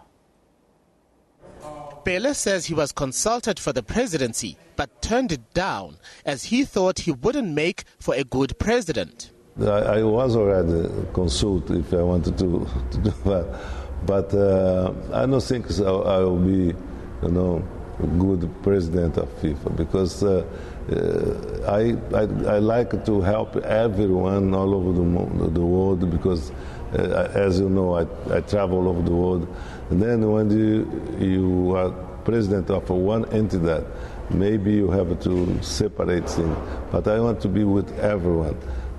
If it depends on me, I prefer not be president of FIFA. Meanwhile, Pelé is putting up some of his historic career memorabilia for auction. Highlights in the auction include his World Cup winners' medals and the ball with which he scored his 1,000th career goal. The FIFA Player of the Century will give fans a chance to select from over 2,000 items ranging from memorabilia, awards and personal property. Pelé says he is having the auction in order to share his career with fans and to support charities and his growing family. I used to say what I get from the football, all the trophies or the medal, belong to the people, belong to everyone, not only for myself. I say, if I keep with this, it'll be okay. But when I pass away, the statue will stay, everything stay. But that's what I decided to share with who love football, who want to have some souvenir. And then besides that, part of this ocean will be for charity. We're going to give from the children, and then another part is to take care about my new generation, my son, my daughter, my grandchild. I think it was something important in my life. For 20 years, the 75-year-old played professionally in Brazil, clinching 3 World Cup titles during his tenure, and ended his career with the New York Cosmos. Pelé's life story will also be told in the new biopic, Pelé, Birth of a Nation, which had its world premiere during New York's Tribeca Film Festival.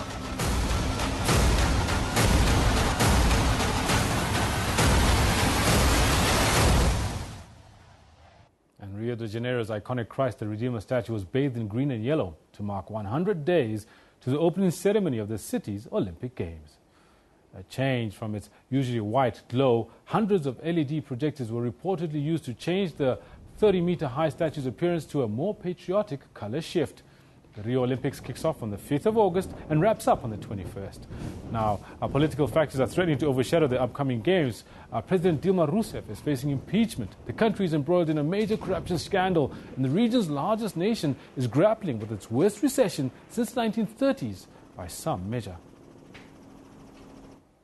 And South African golfer Henny Otto was fastest out of the blocks at the China Open in Beijing.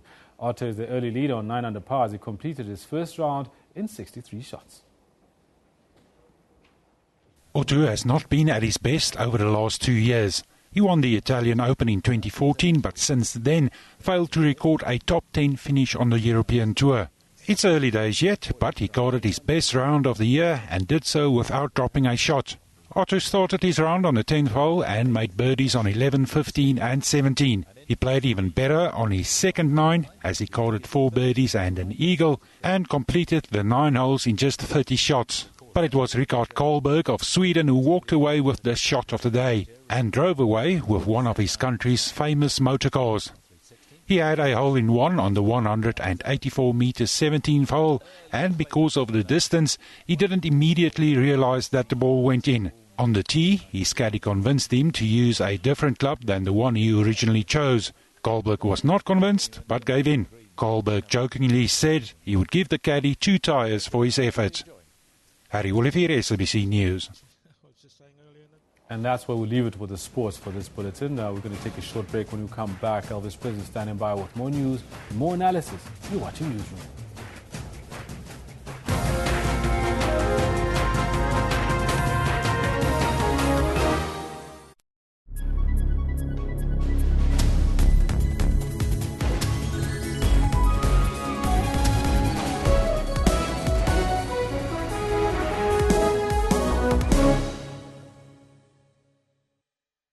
One other person has been shot dead and another is in a critical condition in hospital. The CRL has laid charges against controversial televangelist Paseka Motsoeneng. More than 1.3 million South Africans have been added in the past 2 registration weekends.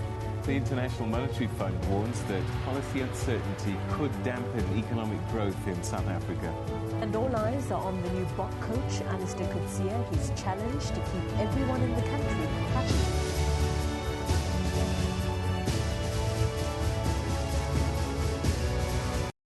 Health Talk looks into incorrect lifestyles that lead to chronic diseases. It is extremely important to take care of our bodies to a long, healthy life. Incorrect eating and being inactive then leads to the person becoming overweight and obese. The kidney is one of the essential organs of our bodies. It keeps us healthy and extracts toxins from our blood. The kidney controls the blood pressure. Right. And if the blood pressure is not normal, then your heart is affected and all the blood vessels in your body is affected. Dialysis is the only solution to kidney failure. The support of the family is crucial. What made it possible for me is to accept that I've got kidney failure. Join your host, Dr. Sidla Mudawung, every Saturday from 9 to 10 a.m.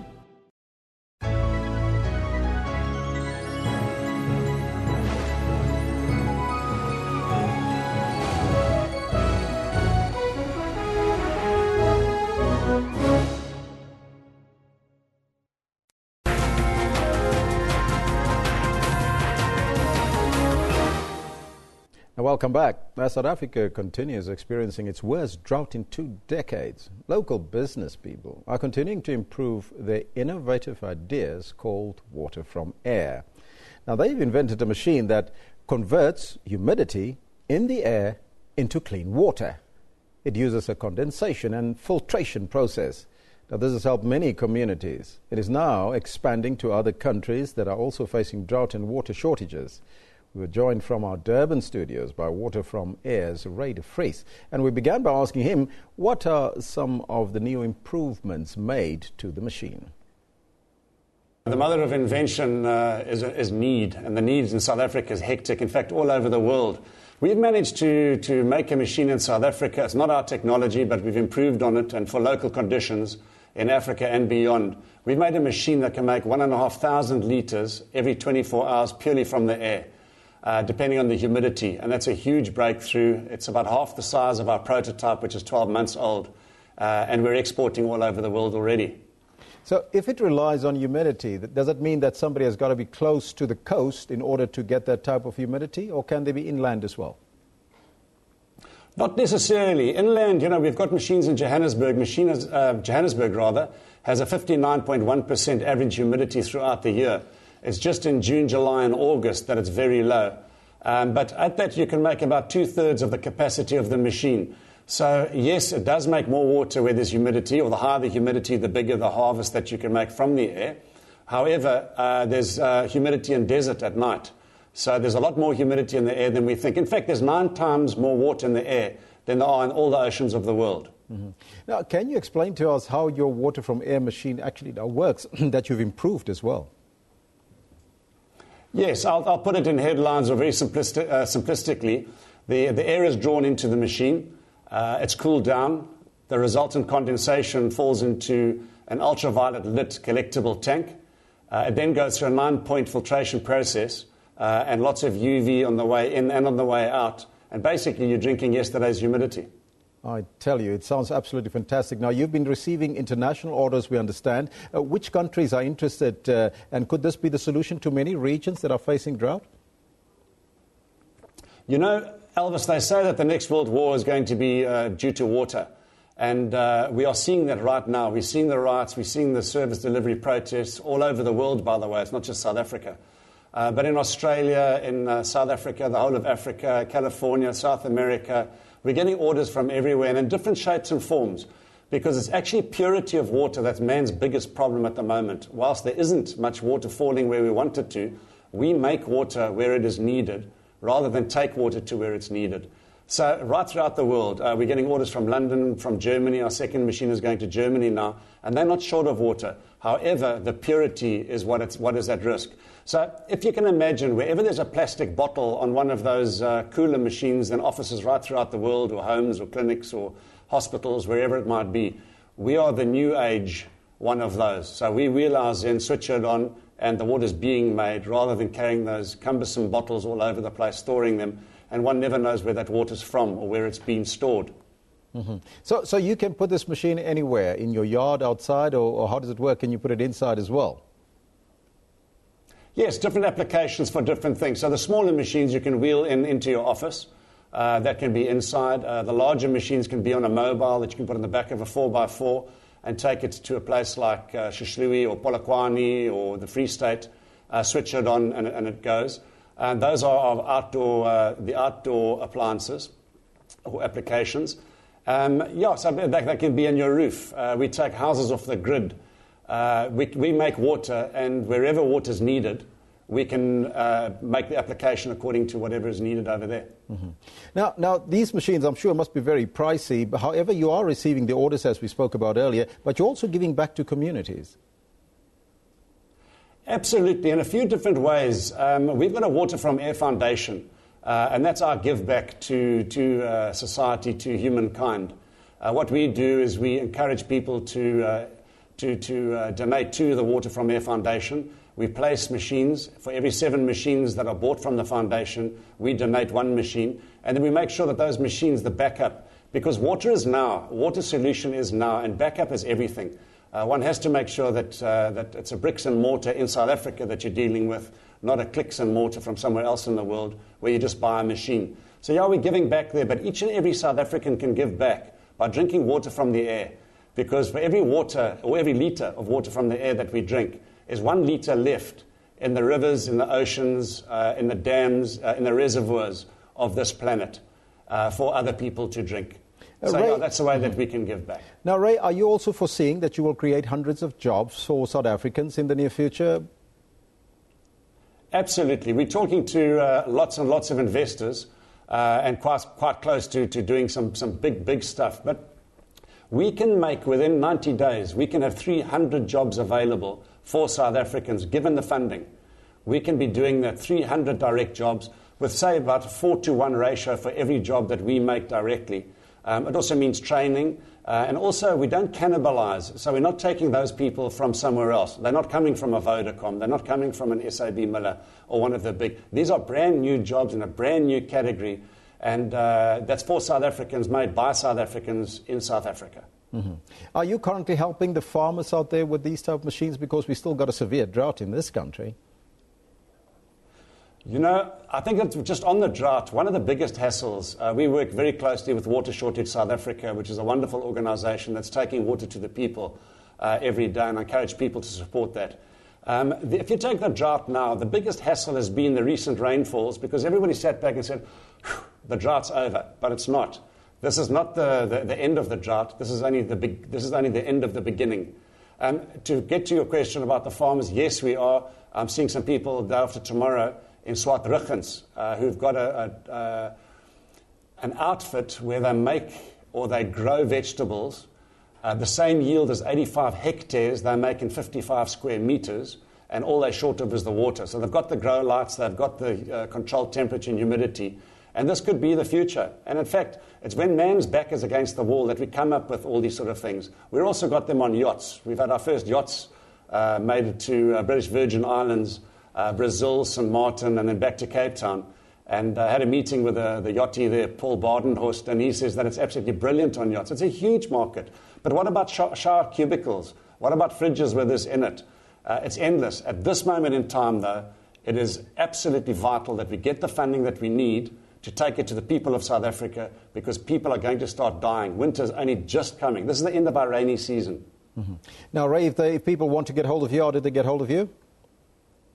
We're on waterfromair.co.za, and they can contact me directly. It's ray@waterfromair.co.za.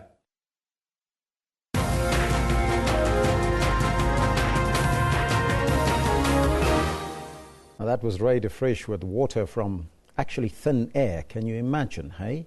Water from air, producing water that you and me can drink. Now, 22 years into democracy, and after yesterday's Freedom Day celebrations, the Khoe-San communities are still feeling marginalized, and they also feel that their human rights are being violated. South African Human Rights Commission has just completed national investigative hearings on human rights abuses and violations in South Africa against the Khoe-San. The hearings were as a result of complaints received from the Khoe-San communities regarding access to basic services and land. Human Rights Commissioners Dr. Danny Titus and Advocate Mohammed Shafi Amirmia presided over the hearings. Earlier, I talked to Dr. Titus about the hearings. We started at a petition that was provided or presented to us last year already, this 27th of April, by Khoe and San communities here in Gauteng. And they brought this petition to the Commission for CRL, Culture, Religious and Linguistic Communities, the Constitutional Court, the Gender Commission, the Public Protector. And then we took it upon ourselves as the Human Rights Commission to take the matter forward, not so much in terms of considering each and every complaint, but to enter into the public hearing, because the public hearings provide us that kind of platform where people can come and present their respective cases, their submissions, their concerns, and then we are at the stage where we are now considering the whole process and coming up with the recommendations. In general, what came out was the sense of lack of recognition. Yes. Khoe and San people feel that they are not recognized. First of all, they feel that they are all brushed under one big brush called coloured in terms of the racial classification. In South Africa, they feel that they want their separate identities acknowledged as Khoe, as San, as Nama, Griqua, Korana. And then that non-recognition to them leads to discrimination, leads to lack of basic services, leads to the lack of recognition of their languages, and the range of issues around that. In broad, the Human Rights Commission's concern is that South Africans must feel that the Constitution protects us all, and we cannot afford that there are South Africans that feel left out And that is why we took this seriously. From the Human Rights Commission's perspective, is there a sense from the Khoe-San communities that you've spoken to all of them, or is there more concerns or more people that they feel that you need to talk to? Well, surprisingly, we've received requests from people in KwaZulu-Natal saying that we are an established Khoe-San communities here in the KZN. In the Eastern Cape, people were saying that the Khoi people and the Xhosa people have been living together for centuries. It has not been acknowledged. There are people at the West Coast in Cape Town. There are people in Oudtshoorn, in Mossel Bay, in Brakrivier, in what they call the Southern Cape. And yes, they feel they would like to be heard. Our experience is that we unfortunately cannot go to everybody, but it may be part of our recommendations that government departments, parliament, national, provincial legislatures should be more involved with people in their respective areas. But we feel also that there has been a representative amount of complaints, of issues that came forward. But where necessary, we would still like people to submit written submissions to us to consider it in that way. Now, Freedom Day was celebrated yesterday. Why do you still think that the Khoe-San communities are feeling marginalized 22 years after democracy? Well, in terms of what they've submitted to us, you certainly see that. You certainly see this, that, for example, our constitution requires the Pan-South African Languages Board to give effect to the Khoi and Nama and San languages. Very little has been done in that area. There are efforts that have been made, and we were given submissions by people from Pan-South that they were doing a minimum. But then you have a case in the Northern Cape where the MEC for Education just decided not to offer Khoi languages anymore. And Pan-South argues it can be presented up to matric level.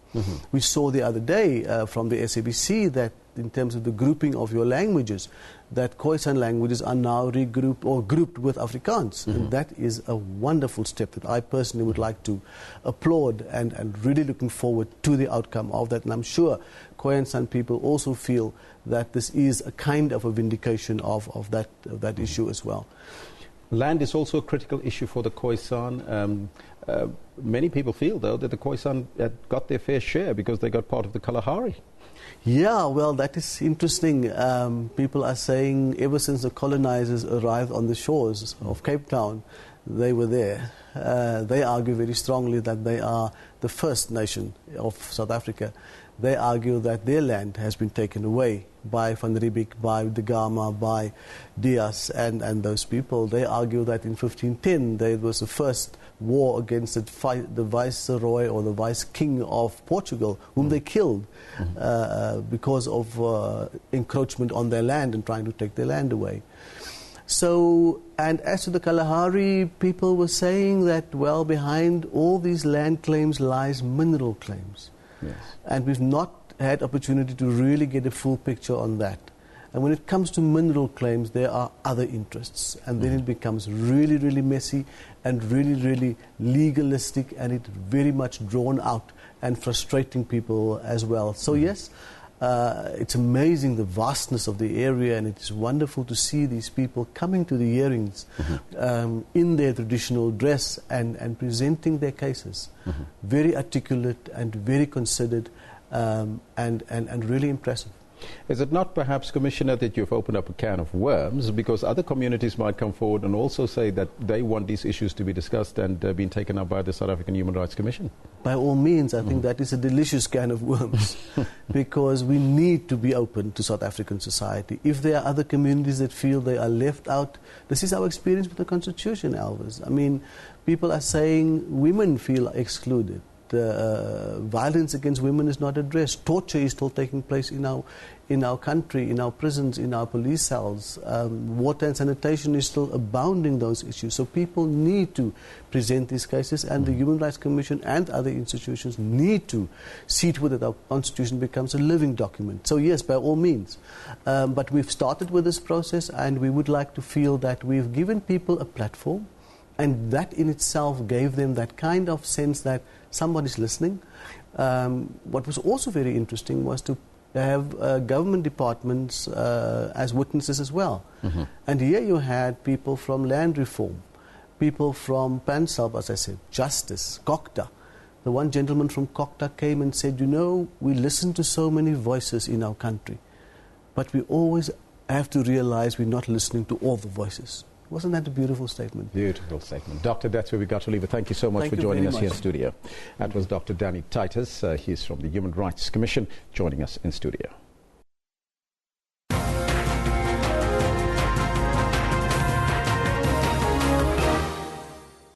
Now, remember that the Order of Akamanga is being dished out by the President today, and many others, orders on silver, gold and bronze, and we'll be crossing to Pretoria live. We're supposed to do that at 10 o'clock, but the event has shifted now to 11 o'clock. As you can hear you can see some of the pictures there, people coming through the security gates and the security booms, getting themselves ready for this particular event as they get ready for the 11 o'clock kickoff when the President will give the orders out. And our reporter Griselda Lewis will join us to give us an update as to what is currently happening there, and we'll be crossing live to the event, so you have to stay tuned. You can't go away. Do not touch that remote. This is Newsroom. We'll be back at the top of the hour.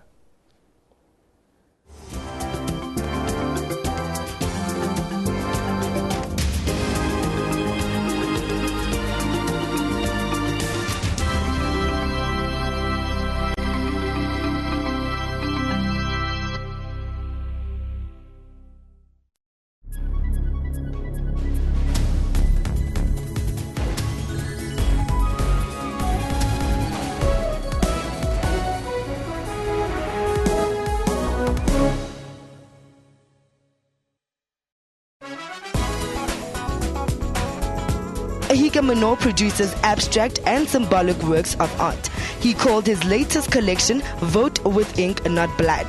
Praying for peace, literally, in my own way. The South African film titled Luister or Listen in Afrikaans tackles issues of race in the country. I think that the end goal is the reformation of institutional culture, but how we get there is in fact through changing the language policy so that no student is forced to learn in Afrikaans. It's fashion designers like Julia Mpoko who are starting to pay more attention to menswear and hope to make a mark in the fashion industry. So regardless of whether you're African, European, there's certain styles that you like. So if an African man enjoys wearing simple, well-tailored pants, then yes, I guess. Join Refulo Mula for that 1 hour weekly dose of arts and entertainment news every Friday at 9 p.m. on Trends. In Africa, technology has created many new ways of doing things. ICT is an increasingly important part of everybody's life.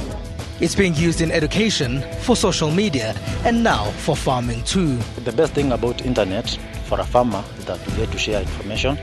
On Network, we give you all the important African technology and social media news. That's Network with me, Spumelele Zondi, every Sunday at 7:30 p.m. Central African Time, only on SABC News.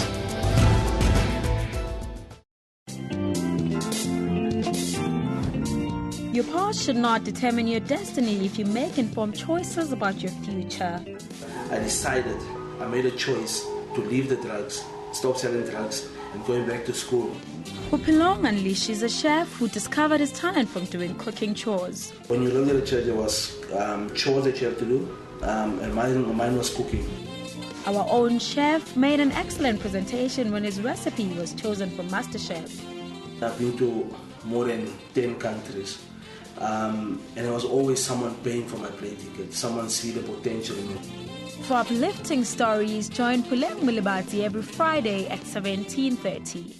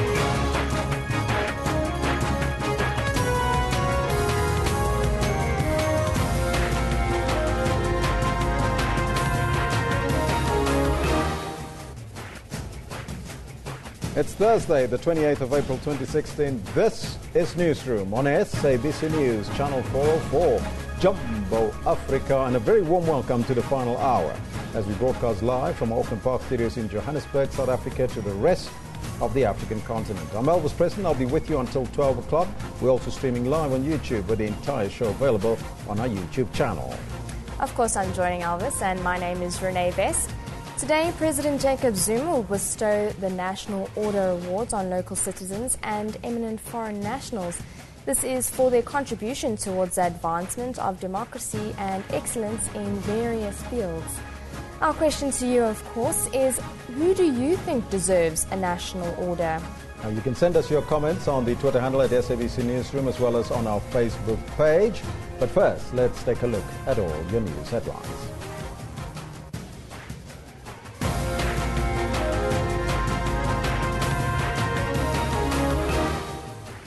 President Jacob Zuma will bestow the 2016 National Orders on Distinguished Citizens and Renowned Foreign Nationals today in Pretoria.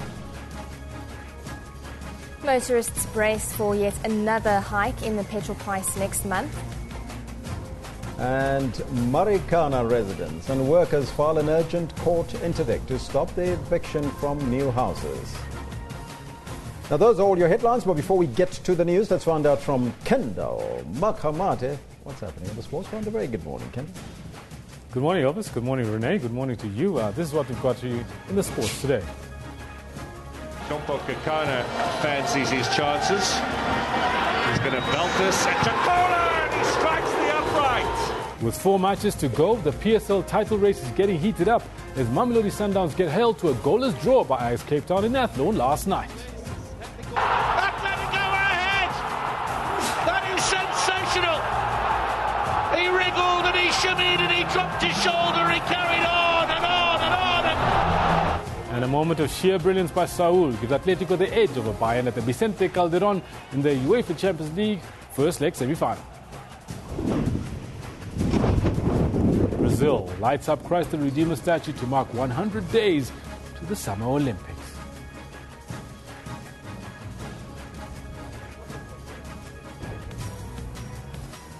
Tell you what, we're all looking forward to the Olympics that start on the 4th of August. But now, back to the main desk for the news.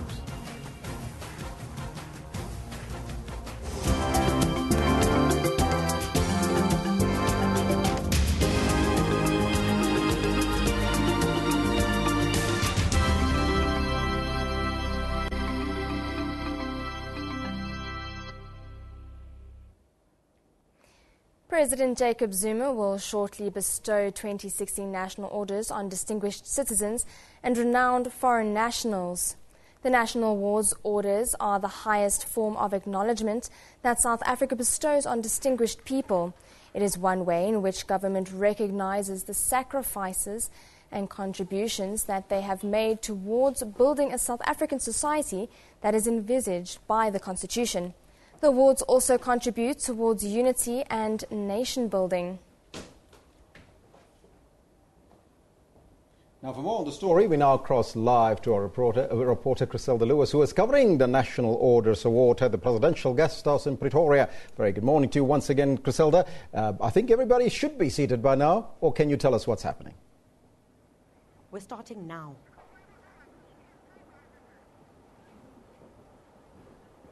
Well, it seems like they are going to start right away, and Griselda is probably busy assessing the situation there. As you can see, everybody is standing up, probably waiting now for the president to enter the room. They're waiting for the speech to start and for the proceedings to get underway this morning.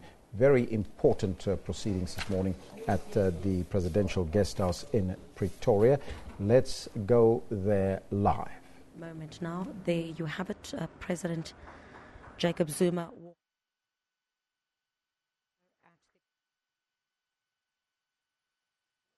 2016 national orders on South Africans and foreign nationals who have made a significant contribution to the democracy that South Africa now enjoys, as well as those who have made a contribution to the upliftment of various communities in South Africa.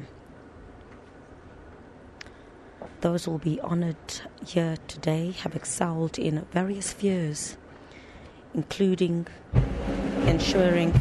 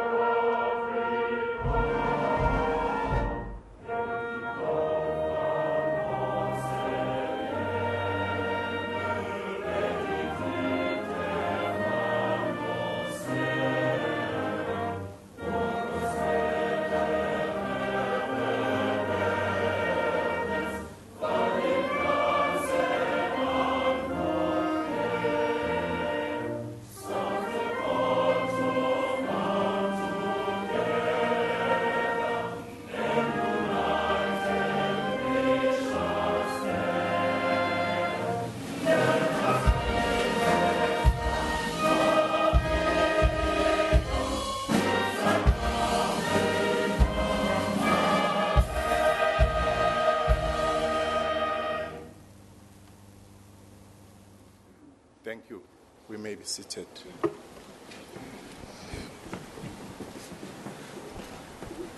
The President of the Republic of South Africa, the Deputy President of the Republic of South Africa, ministers and deputy ministers here present, the chairperson and members of the Advisory Council of the National Orders, distinguished nominees of our national orders, representatives of nominees who are not with us, distinguished guests, ladies and gentlemen. It is my distinct honor to welcome all of you to this 2016 National Orders Investiture ceremony today. We wish to single out our international guests for special welcome.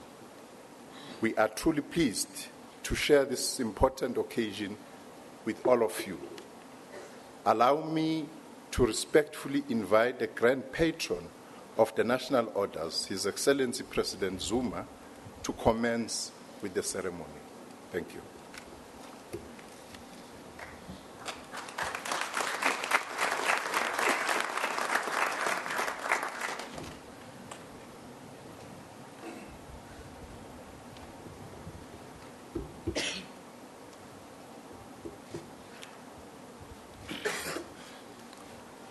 Director of the program, I was almost half protesting.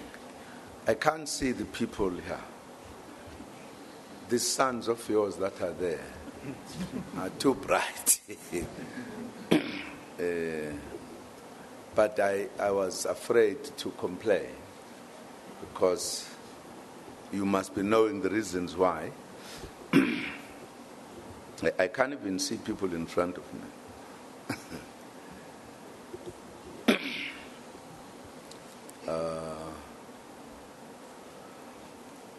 But protocols is protocol. They are the last dictators remaining in the world.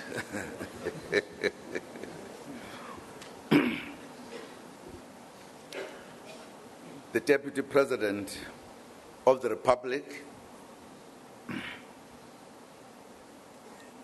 Cyril Ramaphosa, and Dr. Motsepe, ministers and premiers, deputy ministers, members of parliament, chairperson of the national orders, Advisory Council, Ms. Bridget Mabandla, and all council members, leadership of various sectors, members of the diplomatic corps, distinguished recipients of the national orders, and members of their families and friends, fellow South Africans and friends.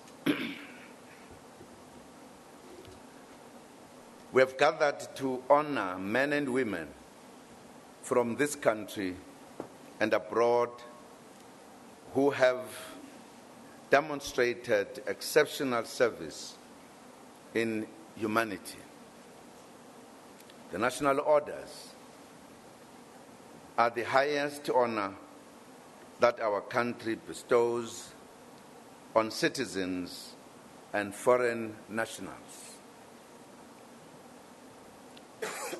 We confer the Order of Mendi, the Order of Ikamanga, the Order of the Baobab, the Order of Lutuli, the Order of Mapungubwe, and the Order of the Companions of O.R. Tambo to distinguished persons who have demonstrated that it takes ordinary men and women to make our country and the world a better place.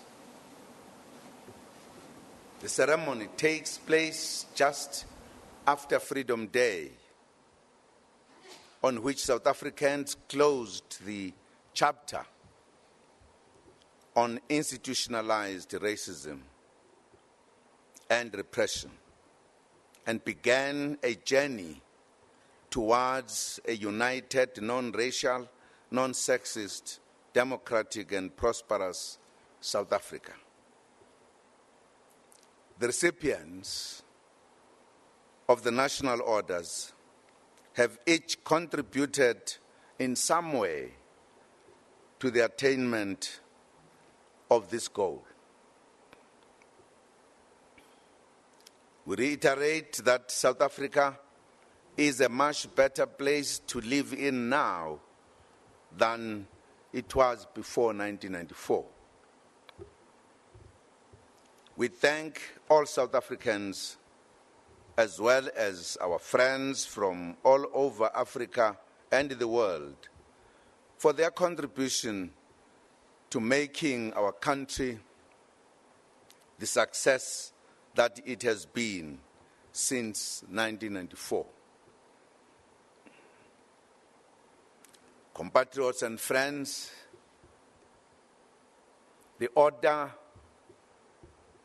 of Mendi is awarded to any South African who has performed extraordinarily acts of bravery anywhere in the world, who put their lives in danger or ultimately lost it in trying to save the lives of others.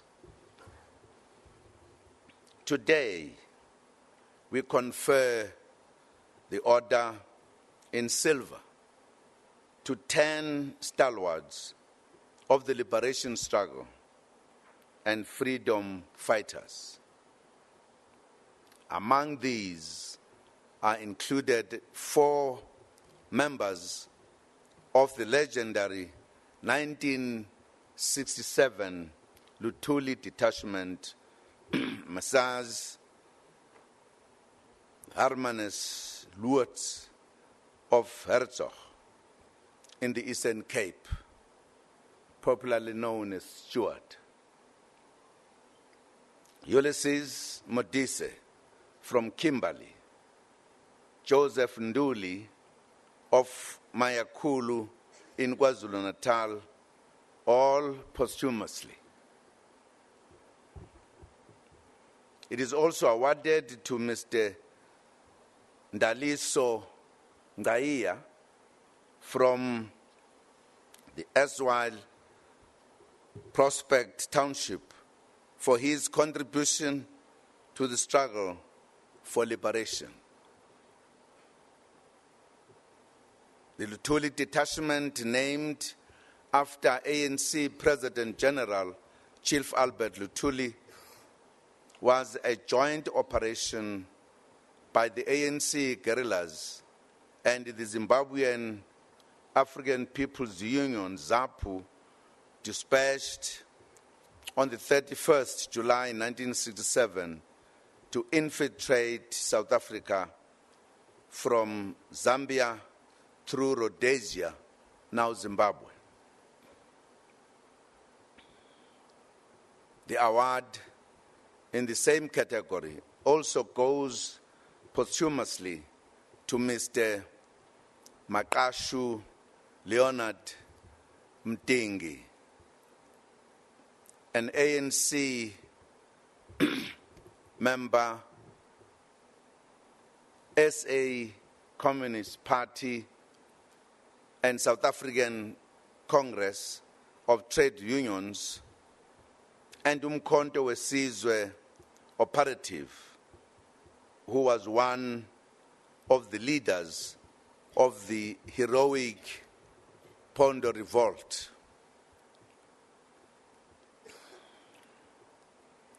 The order also goes to Dr. Sizakele Sigashe posthumously,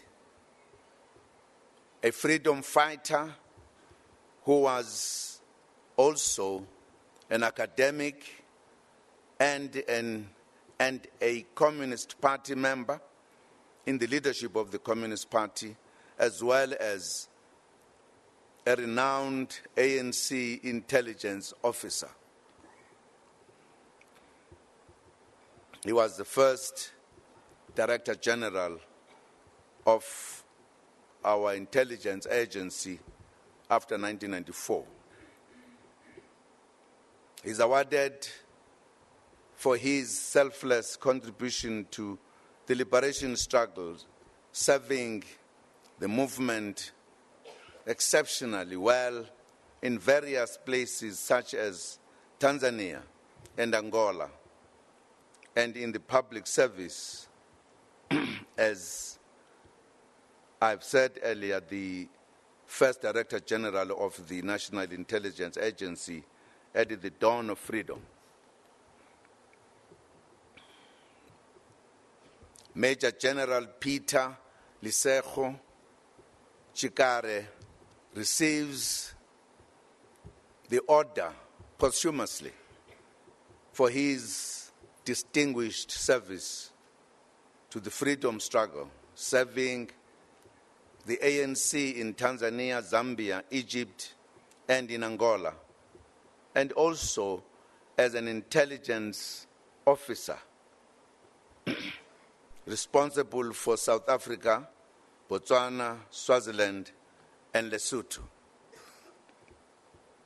He served as Major General in military intelligence in the South African National Defence Force until January 1998. A brave and committed freedom fighter and soldier, General Jacqueline, popularly known as Jackie Sedibe, of White River in Mpumalanga, also receives this award. She joined the ANC at the age of 17 and was one of the earliest female recruits to Umkhonto Wesizwe. She served the nation exceptionally well during the struggle and also in the South African National Defence Force in the democratic era.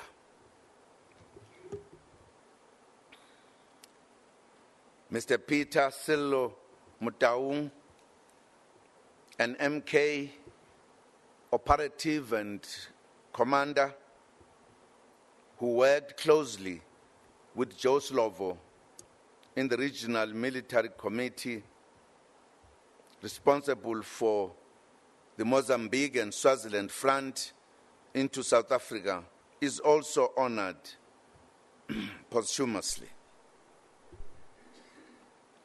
Mr.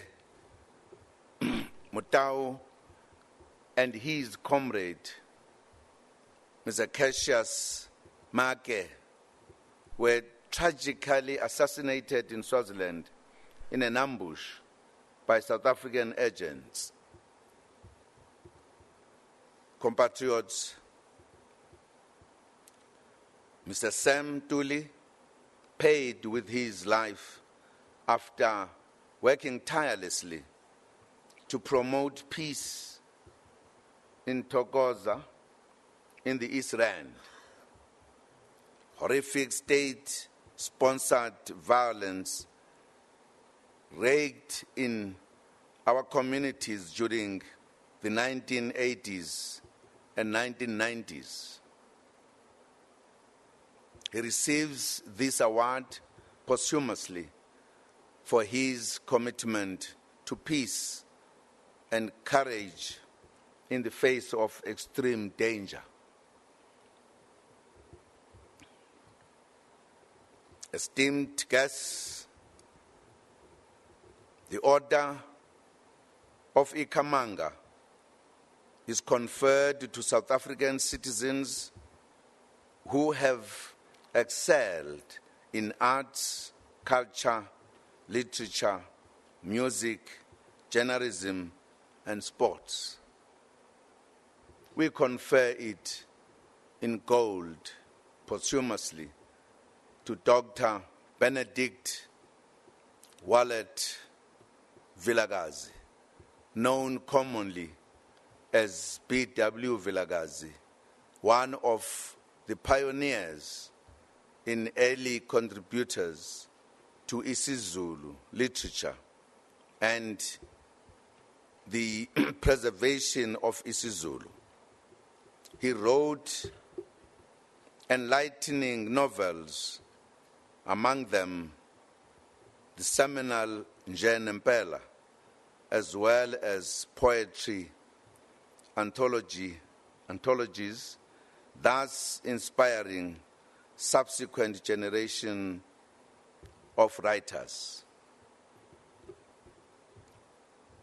Miss Laurika Roch receives the Ikhamanga for revoltly using her music to speak out against the wrongs of apartheid. A prolific and award-winning Xitsonga musician, Mr. Thomas Hassani Chauke, receives the Ikhamanga for his pioneering role in the development of Xitsonga music. Ms. Sylvia Magogo Glassa receives the order for her role of teaching dance to black and white learners together in her home in Johannesburg during the difficult apartheid years, which enforced separation and for fundraising for their career development. Dr. Margarete Poland receives this order for excellent contribution to the field of indigenous languages, literature, and anthropology, including isiZulu folklore, with 5 novels to her name.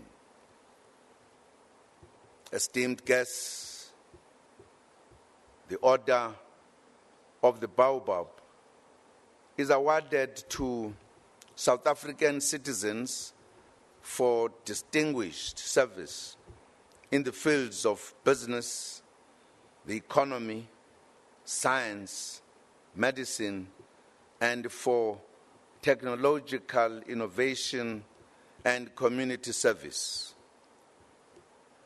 We award the Order of the Baobab to Professor Rosina Pakeng, the Vice Principal for Research and Innovation at the University of South Africa. She receives the award for her excellent contribution in the field of science and for putting South Africa on a global map through her outstanding research work. The Order of the Baobab also goes to Professor Helen Rees, the founder and executive director of the Reproductive Health and HIV Institute of the University of Witwatersrand. She receives the Order for championing public health care, especially child and maternal health, and for her outstanding contribution to the fight against HIV and AIDS. The Order of the Baobab is also awarded posthumously to the highly regarded pioneer in business and community leader, Miss Marina Nompinti Maponya. She joined her husband, Mr. Richard Maponya, to establish a strong business empire and proved that black people were capable of running successful businesses in the face of apartheid repression. Compatriots and friends, we confer the Order of Luthuli to South Africans who have made a meaningful contribution in any of the following areas: the struggle for freedom, democracy, human rights, nation building, justice, peace, and conflict resolution. We bestow to the late Mr. Suleiman Saluji of the Eastern Transvaal, currently now known as Mpumalanga, and a member of the renowned Transvaal Indian Congress. He was one of the key participants in the Defiance Campaign of 1952 and was killed tragically by apartheid forces in 1964. The devout human rights and anti-apartheid activist in the Cape Peninsula, Mr. Brian Francis Bishop, receives the Order of Luthuli posthumously in silver for fighting apartheid tyranny through human rights activism and opposition to Group Areas Act's forced removals. A theologian, academic, and anti-apartheid activist, and member of the United Democratic Front, the Reverend Dr. Simon Kobule, receives the order as well for his contribution to the struggle for freedom and the promotion of human rights. The award also goes to a struggle veteran who served a long prison term in Robben Island, many years of service in exile and in underground operations in the country, Mr. Mac Maharaj. He has also served in the post-apartheid government as a minister and also as presidential advisor in the 4th and 5th administrations until his retirement in 2015. The order is also conferred on a courageous woman who became a symbol of the struggle against apartheid, Miss Winnie Madikizela Mandela. Miss Mandela endured periods of prison detention and banning orders by the apartheid government from 1958 and through subsequent years. This included a 9-year banishment period in Brandfort, in the Free State. She was not deterred by the persecutions. She became a formidable force facing the enemy head-on in the pursuit of freedom. Our people salute her. She is currently unwell, and we wish her a speedy recovery. The Order of Luthuli also goes to Miss Mary Tipe from Matatiele, the former vice chairperson of the ANC Women's League, who worked tirelessly to advance the struggle for freedom during the 1950s.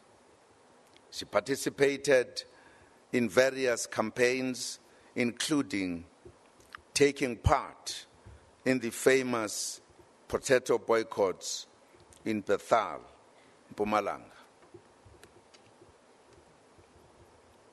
Miss Ami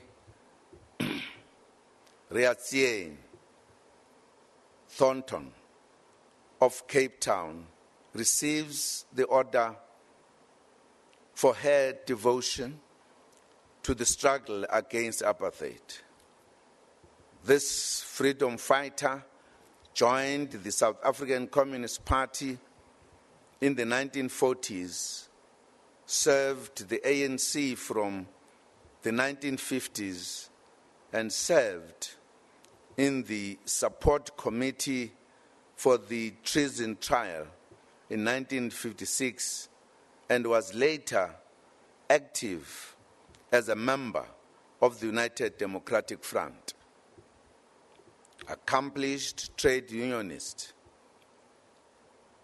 Mr. John Zikali receives the Order of Luthuli posthumously for his role in improving the conditions of workers as president of the Southern African Clothing and Textile Workers Union, including his role in fighting the importation of cheap goods, which threatened the jobs of textile workers. The Order of Luthuli is awarded in gold posthumously to Mr. Msizi Harrison Dube. Based in Lamontville in Durban, he engaged in various community struggles. He fought the introduction of the Bantu education curriculum in schools for equal pay, for equal work, and against rent increases using his famous slogan, "Asina mali, we have no money." Mr. Dube also became a leading force against the forced removals of black people by the Durban City Municipal from Ketomano to Guamashu, as well as against the advisory boards established by the apartheid government to control black townships until his assassination in 1983. Mr. Cleopas Madoda Tsebande receives the Order of Luthuli in gold posthumously for his exceptional contribution to the struggle as an ANC activist from the 1940s and a prominent trade unionist who was very vocal about better wages for the workers. He was a founder member of the South African Congress of Trade Unions and was also one of the key campaigners tasked to canvass views on the Freedom Charter countrywide. Mr. Nsibande was also one of the 1956 treason trialists. Compatriots and friends, the Order of Mapungubwe is awarded to South African citizens for the achievements that have made an impact internationally and who have served the interests of the Republic of South Africa well. We confer this award in gold posthumously to an exceptional journalist and struggle veteran, Mr. Zwelakhe Sisulu, who used his craft to voice unrelenting protests against apartheid and exposed the evils of the system. In the process, he endured long periods of detention without trial in the mid-1980s. Esteemed guests, the Order of the Companions of O.R. Tambo is awarded to foreign dignitaries who actively promoted the freedom, justice, human rights, and democracy through active support and expression of solidarity for the struggle against apartheid colonialism. We award the Order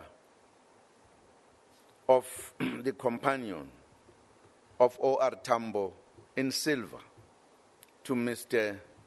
Noureddin Joidi, a political commissar in the Algerian National Liberation Army, who helped former President Mandela in 1962 when he had left the country secretly to seek support for our armed struggle. This encounter heralded the warm relations between the Algerian government and the ANC, and now between the two governments and peoples. Miss Maria Petronella Adriana Kint receives the Order for actively supporting the anti-apartheid movement in the Netherlands over many years, and for her role in the underground Operation Vula activities in Johannesburg until 1994.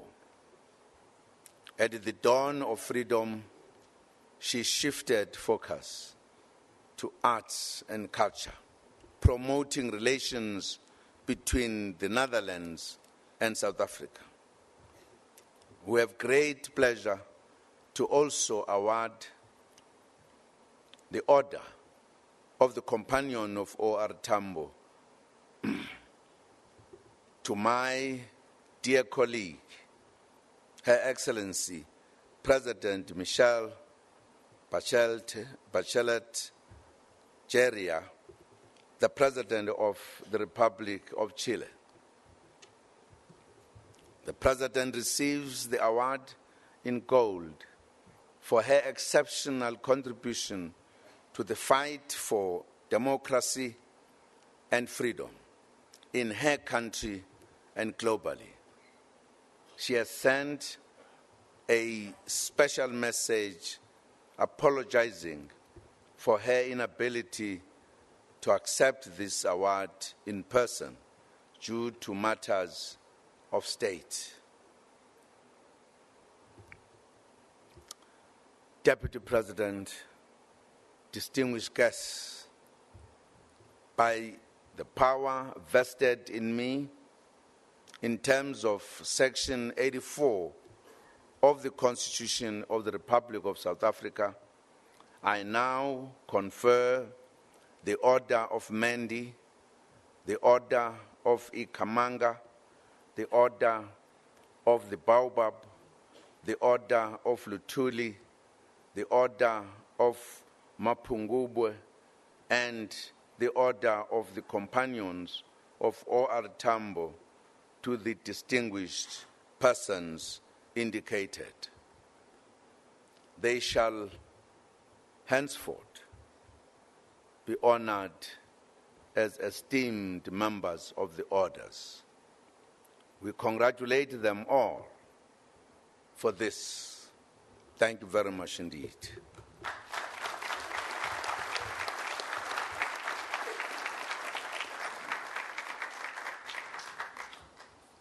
Ngamanda endaweswa one nga chipida cha vufumaro ina cha Republic ya Afrika Chipembe changwa wa gidida tayerati linechedza chiara cha Mendi cha Buhari, chiara cha Ikhamanga, chiara cha Mubuyu, chiara cha Luthuli, chiara cha Mapungubwe na chiara cha Thama za O.R. Tambo.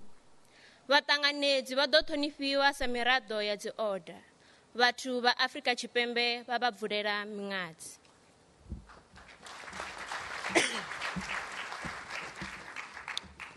Eka matimba lawa ndzi nga hava xerisiwa wona hi xiyenge xa 84 xa vumbiwa bya Riphabliki ra Afrika-Dzonga hi lembe ra 1999.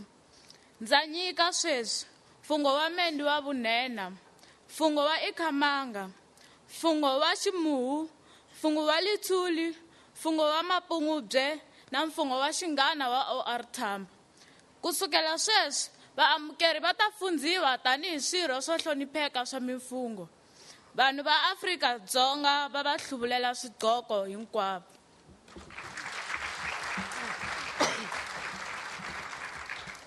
Ka matla ao ke a filwego ke karolo ya 64 ya molaotheo wa Repabliki ya Afrika Borwa wa ngwaga wa 1996. Bjale ke abela sefoka sa Mendi sa Bogale, sefoka sa Ikhamanga, sefoka sa Baobab, sefoka sa Luthuli, sefoka sa Mapungubwe le sefoka sa bagwera ba O.R. Tambo. Baamogedi go tloga moo ba tla hlomphiwa bjalo ka maloko a go hlomphega a difoka. Batho ba Afrika Borwa ba ba hlompha ka moka.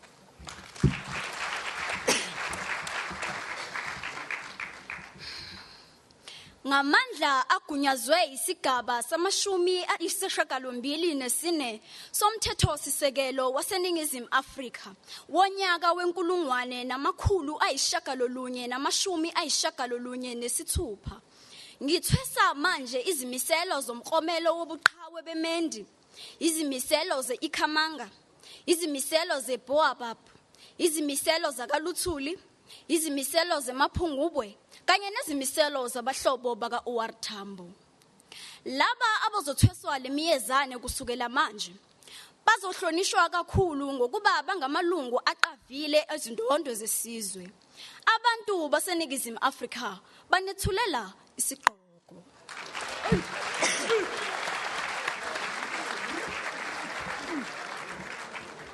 Ngamagunya endiwanikiweyo phantsi kwelicandelo lamashumi asibhozo anesine lomgaqo siseko weRiphabhlikhi yoMzantsi Afrika wamawaka alishumi elinesithoba amashumi alithoba anesithandathu. Ngoku ndinikezela imbasa yemendi yobukhalipha, imbasa ye-Ikhamanga, imbasa ye-Baobab, imbasa kaLuthuli, imbasa yemaphungubwe kunye nembasa yamahlakani ka-OR Tambo. Abo bazafumana ukusukela ngoku baya kunikwa imbeko njengamalungu abekekileyo eembasa. Abantu baseMzantsi Afrika babothulela umnqwazi bonke.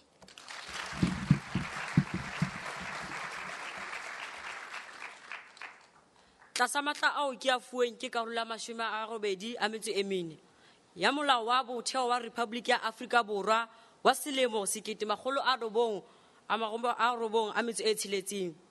Ha jwale ke o rwesa kgao ya mendi bakeng sa ho bontsha sebete, kgao ya Ikhamanga, kgao ya Baobab, kgao ya Luthuli, kgao ya Mapungubwe le kgao ya dithaka tsa OR Tambo. Ho tloha ha jwale baamohedi ba tla hlomphuwa jwalo ka ditho tse hlomphehileng tsa dikgao tsena. Batho ba Afrika Borwa ba tla ba thoholetsa kaofela ha bona.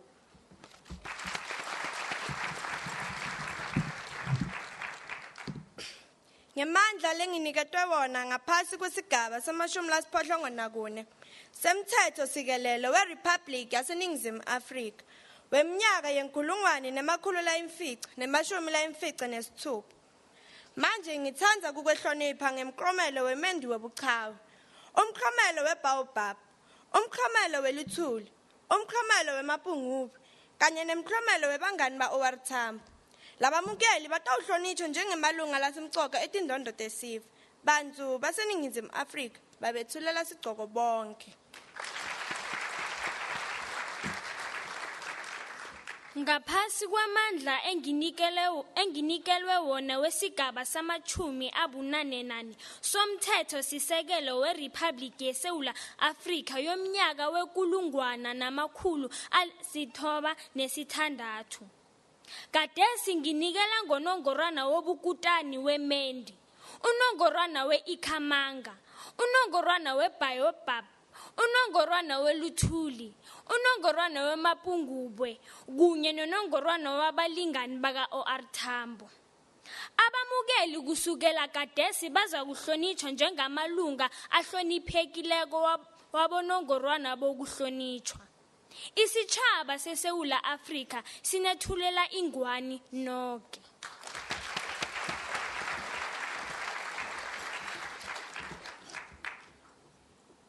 Ka ngeti ka singwa khanu e ya fir en tagtag kemtsaka ke tsukoya ngweng esike wa South Africa. Khao ya gana ke ka ninti says en negenta angri ke a qoqa ke mendi ke angri ke a qoqa Ikhamanga ke angri a qoqa Baobab a qoqa ngwi ke a Luthuli ta qoqa ngwi ke a Makabukwe a qoqa singi e kukia talising ke OR Tambo ngoge eske ngwi e asingi e ka qoqa ngole sing ta Africa wote trovise e gea ta Africa enti qoqa e musege mga.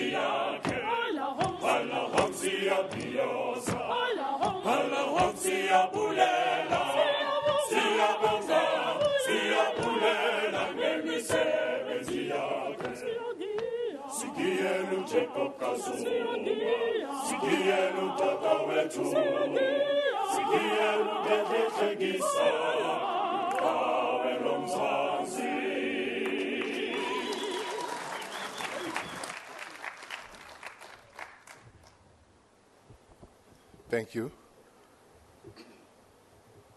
Your Excellencies, distinguished guests, fellow South Africans, ladies and gentlemen, we'll now bestow the Order of Mendi for bravery.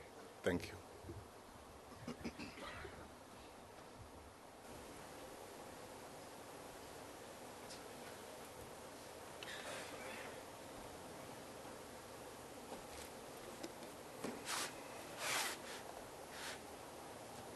Mr. Hermanus Gabriel Lutz.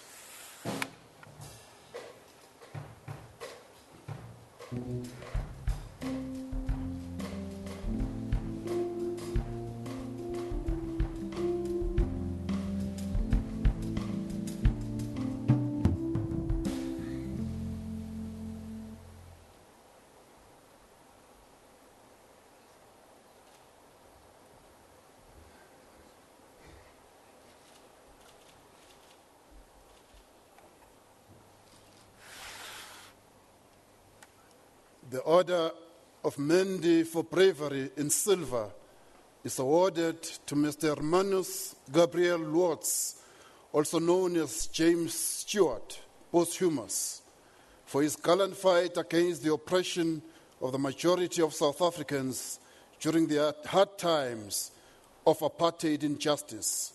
He spoke truth to power without fear or favor.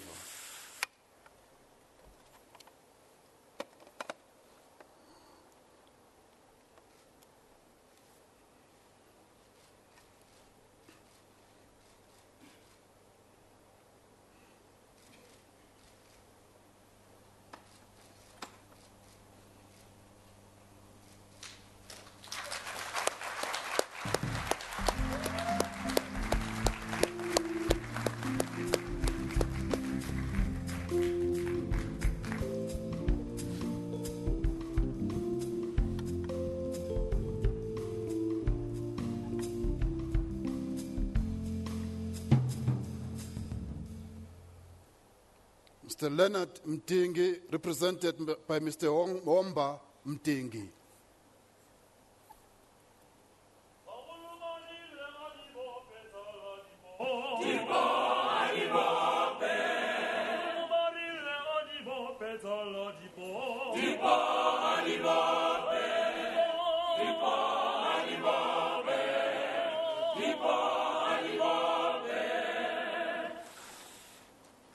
The Order of Mendi for bravery in silver is awarded to Mr. Makashu Leonard Mtingi for his excellent contribution to the liberation struggle and his steadfast belief in the equality of all who lived in South Africa.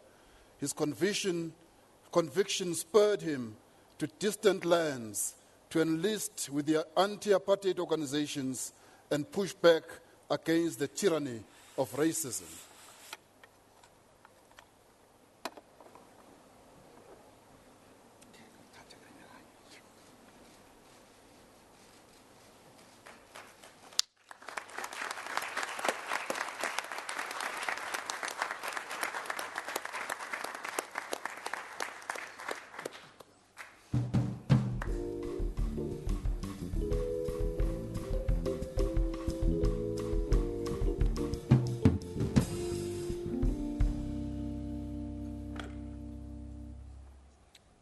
Ulysses Modise, represented by Ms. Tsulu Modise.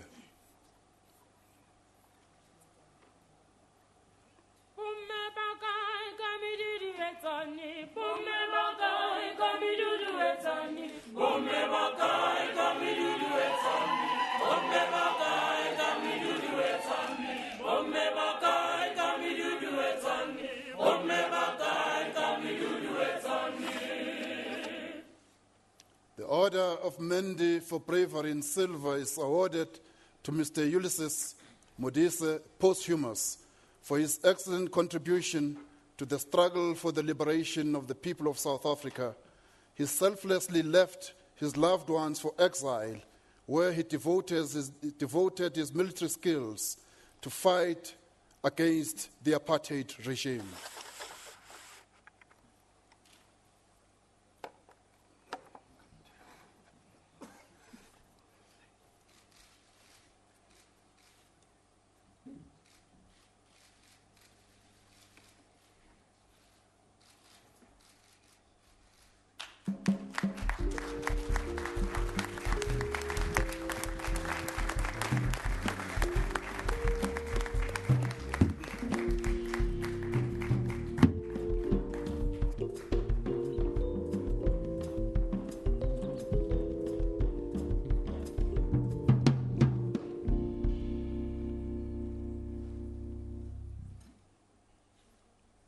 Mr. Peter Sello Mutau, also known as Paul Dikeledi, represented by Mrs. Carla Mutau.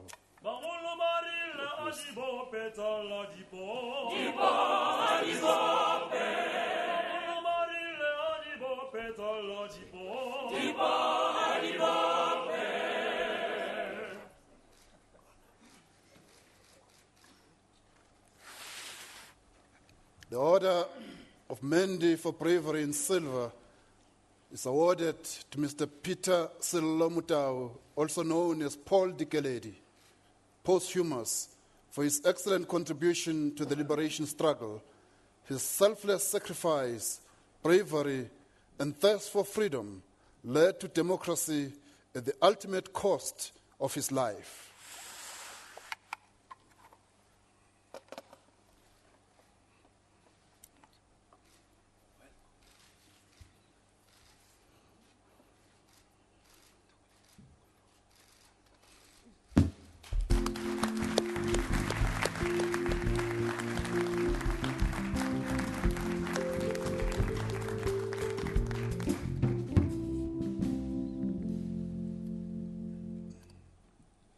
Mr. Wilson Ngaiya, also known as Bogart Soze.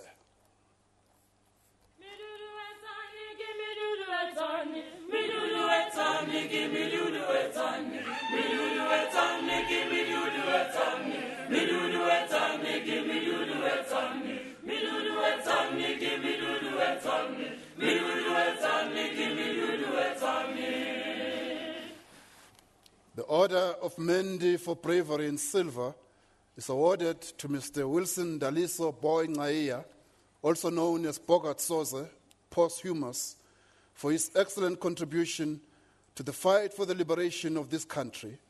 He courageously placed his life in constant danger, inspired by a solid conviction that one day South Africa will be free from oppressive apartheid rule.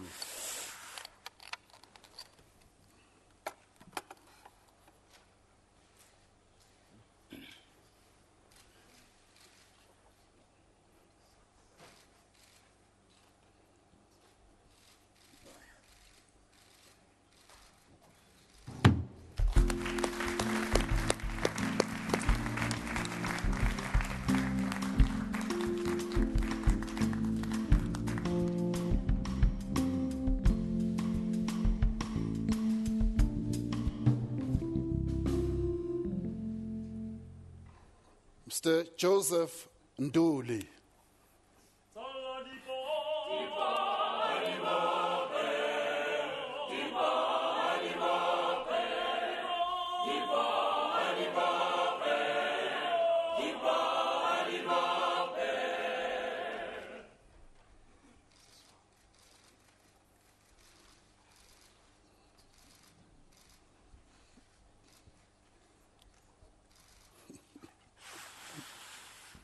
The Order of Mendi for Bravery in Silver is awarded to Mr. Joseph Mpisi Nduli, posthumous, for his excellent contribution to the fight for the liberation of the people of South Africa.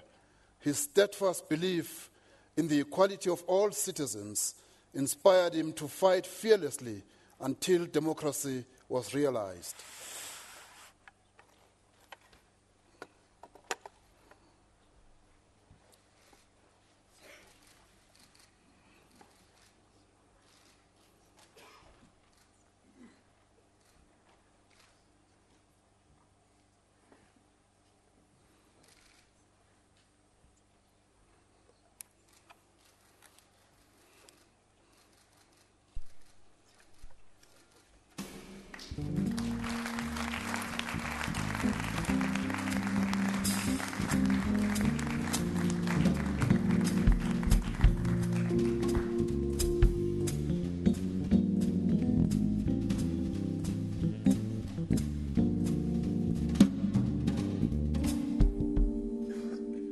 Major General Jackie Refilwe Sidibe.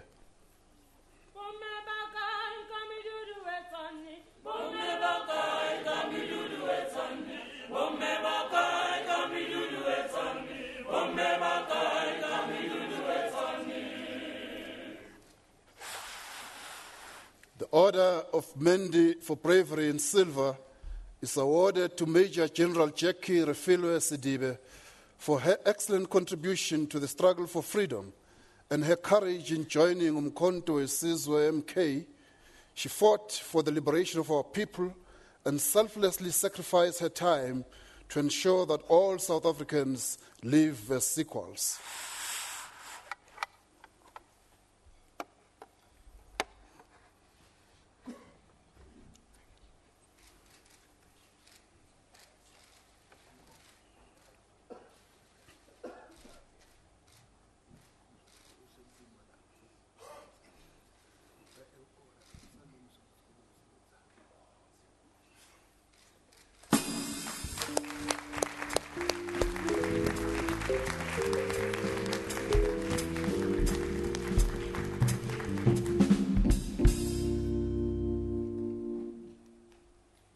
Dr. Sizakele Siqashe.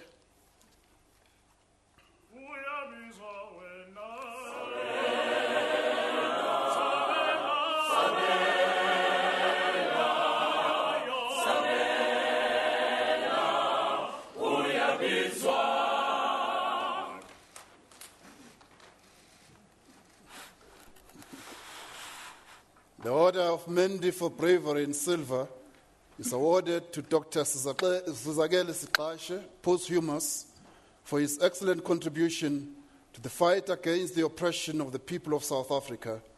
His bravery and courage of conviction saw him leave his home and loved ones into distant lands to fight for the freedom that is enjoyed today.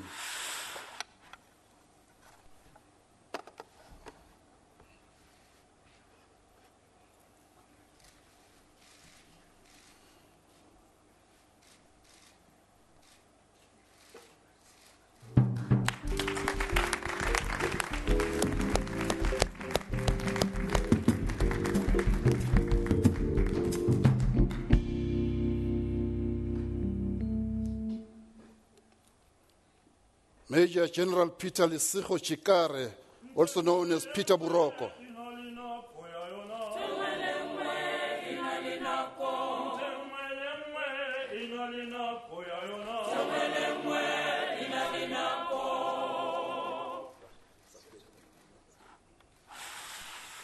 The Order of Mendi for Bravery in Silver is awarded to Major General Peter Lisigo Chikare, posthumous, for his selfless contribution to the struggle for the liberation of the people of South Africa.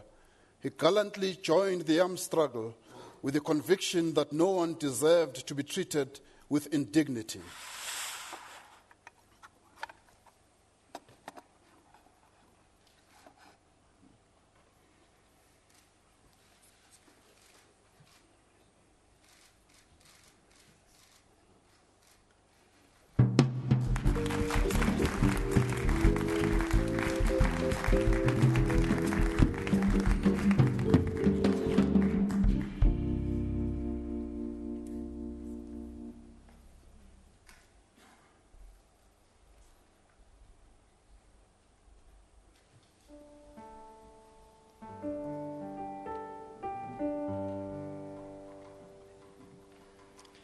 Di khomutena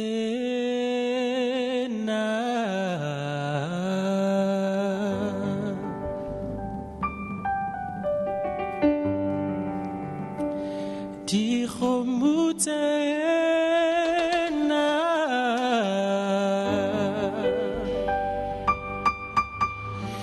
Kere di khomutena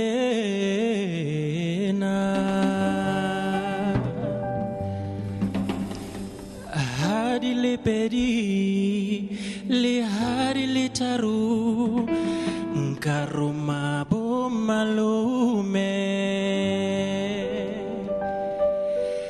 Kiri hari le pedi Huya huri le taru Nkaruma bo malume Kamoma Akompulele kinelwa kipula mangwane mpulele kirina kinelwa kipula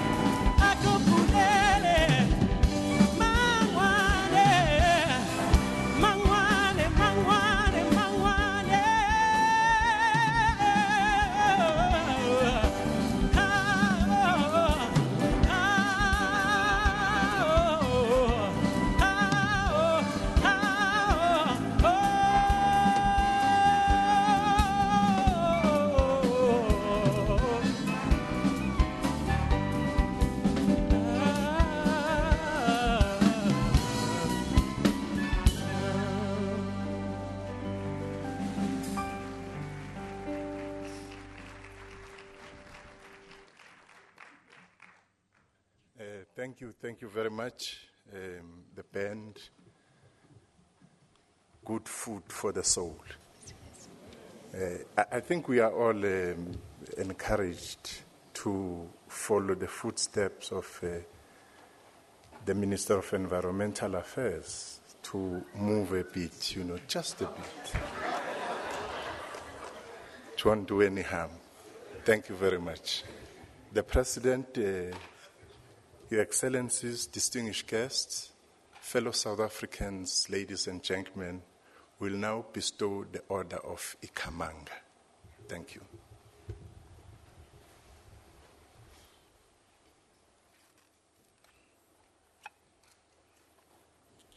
Miss Lorica Rauch.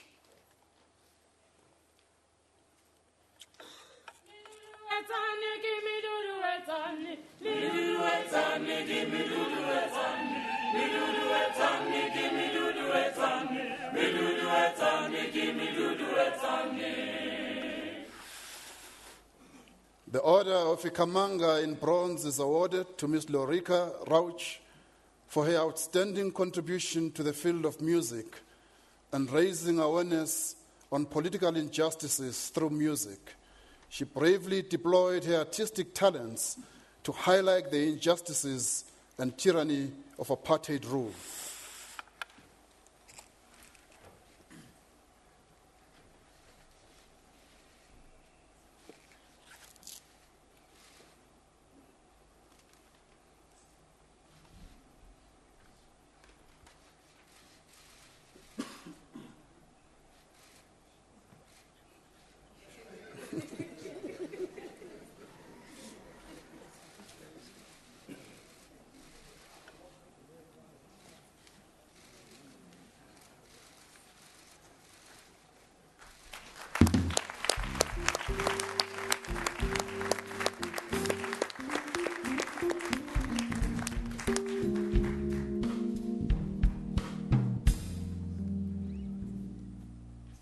Dr. Thomas Hassani Chauke.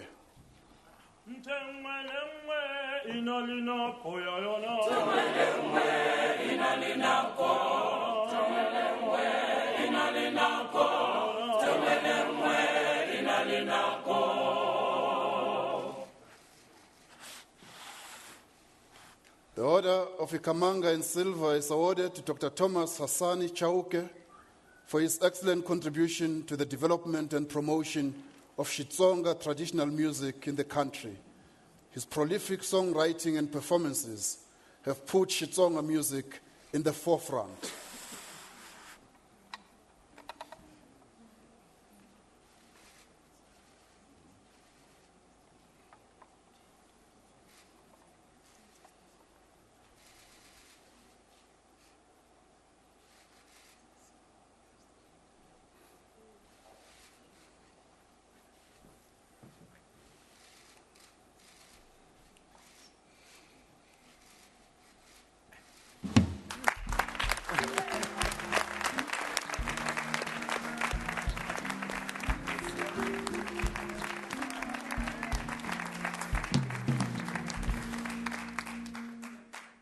Ms. Sylvia Glaser.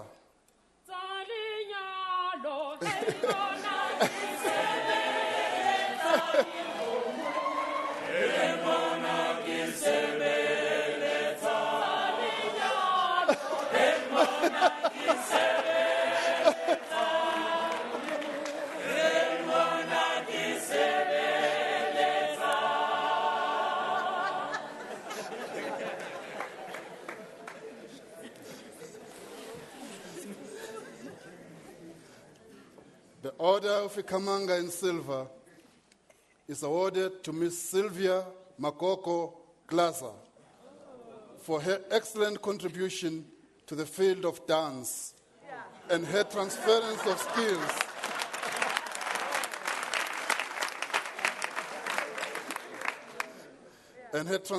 of skills to young people from all racial backgrounds, fostering social cohesion through the difficult times of apartheid.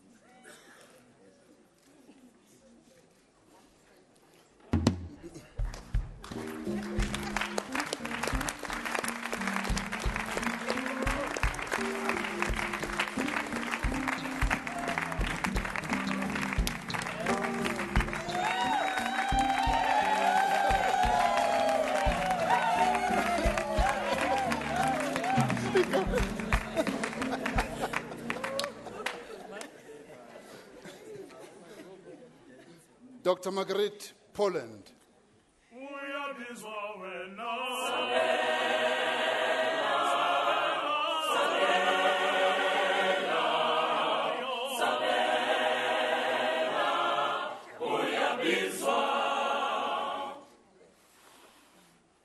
The Order of Ikhamanga in silver is awarded to Dr. Marguerite Poland for her excellent contribution to the field of indigenous languages, literature, and anthropology. Her literary works are taught widely in South African schools.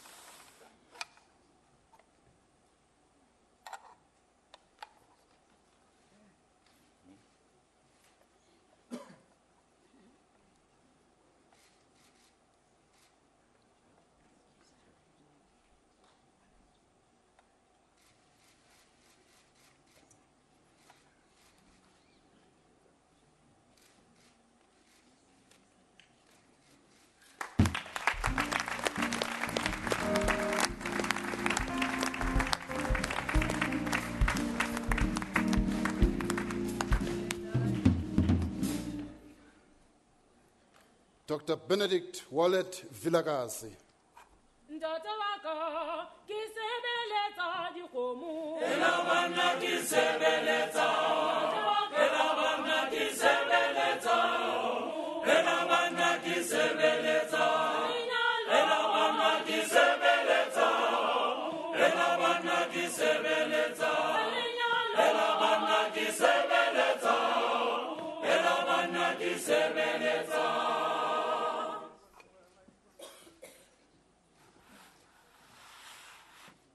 The Order of Ikhamanga in gold is awarded to Dr. Benedict Wallet Vilakazi posthumous for his exceptional contribution to the field of literature in indigenous languages and the preservation of Zulu culture. He was one of the leading academics in his field.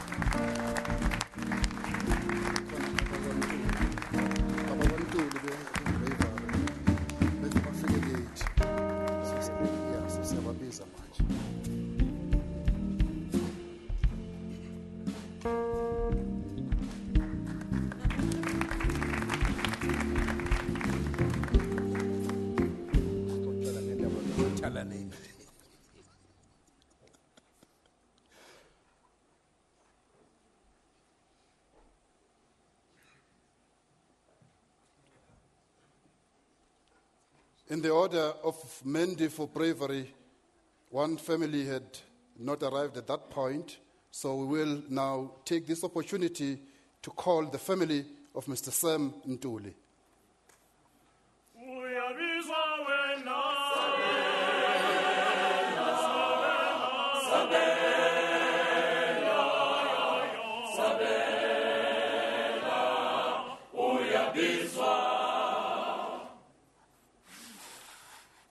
The Order of Mendi for bravery in silver is awarded to Mr. Sam Ntuli posthumous for his excellent contribution to peace building during a particularly violent and delicate time in the history of the liberation struggle.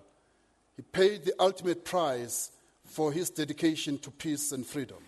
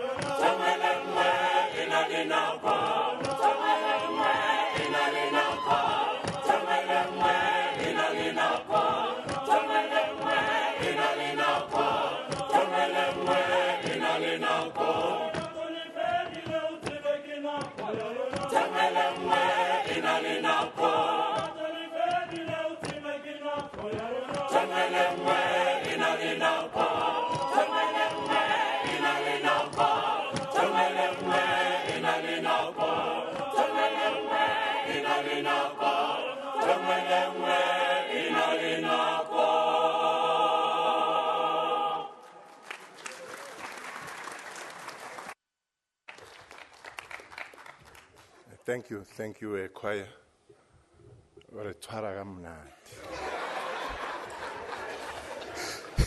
Thank you so much. The President, distinguished guests, and ladies and gentlemen, will now bestow the Order of the Baobab.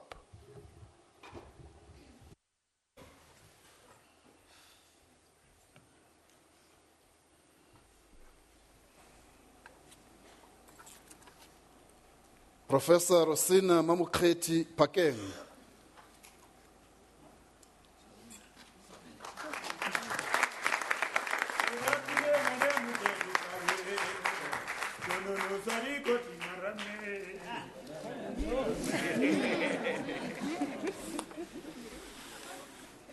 The Order of the Baobab in Silver is awarded to Professor Rosina Mamuketi Pakeng for her excellent contribution in the field of mathematics education and representing South Africa on the international stage through her outstanding research work.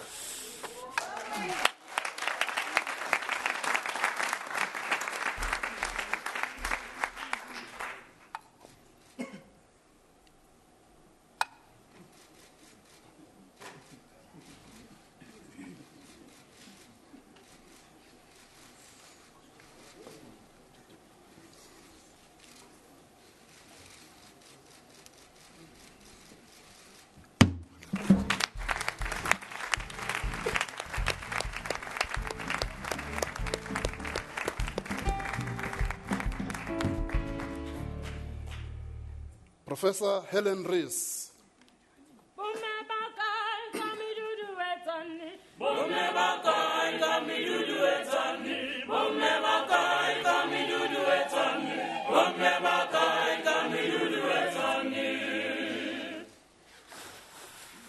The Order of the Baobab in Silver is awarded to Professor Helen Rees for her excellent contribution to the field of medical sciences and research. Her work gives hope to communities who have been affected by the scourge of HIV and AIDS.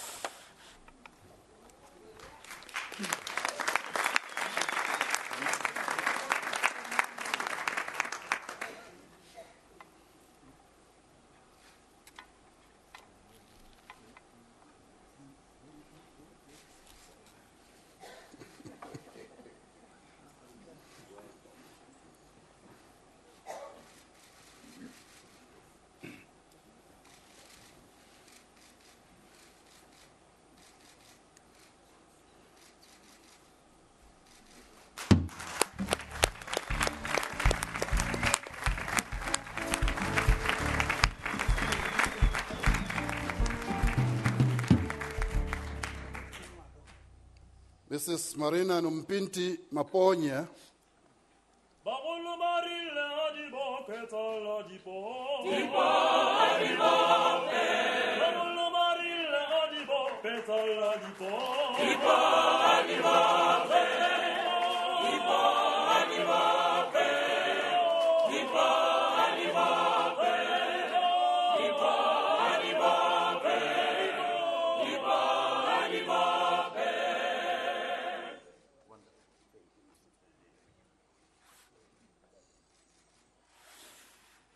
The Order of the Baobab in Gold is awarded to Mrs. Marina Numpinti Maponya, posthumous, for her exceptional contribution to the field of entrepreneurship at a time when economic development for the majority was proscribed.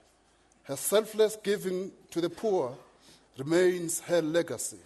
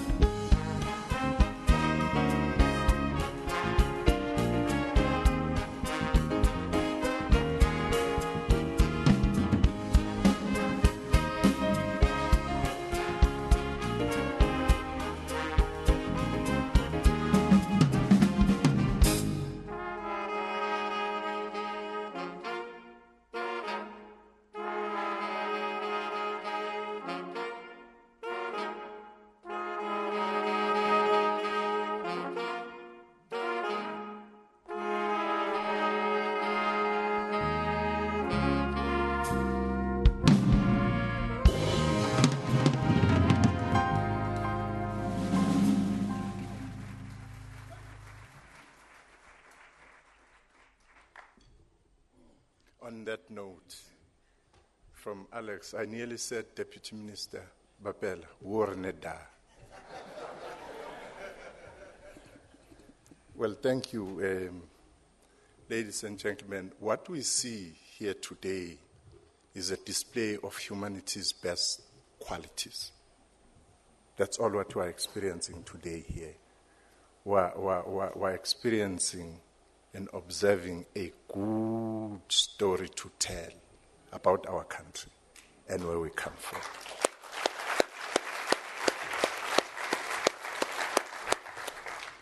At this point, the President, distinguished guests, fellow South Africans, will now bestow the Order of Luthuli. Thank you.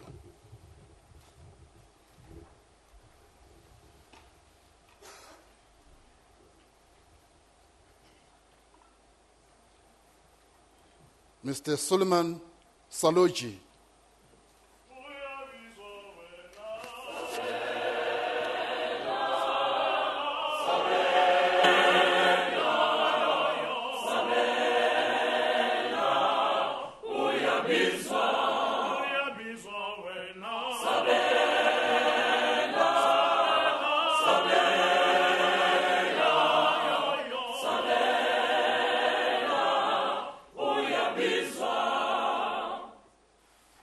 The Order of Luthuli in bronze is awarded to Mr. Suleiman Babla Saloji, posthumous, for his excellent contribution to the fight against apartheid.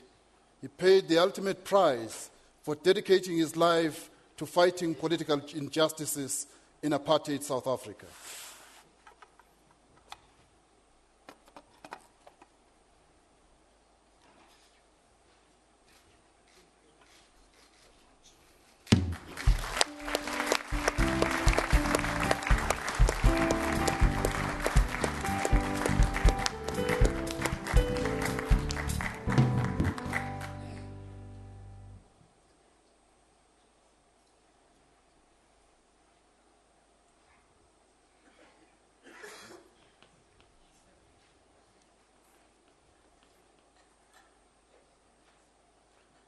Mr. Brian Bishop.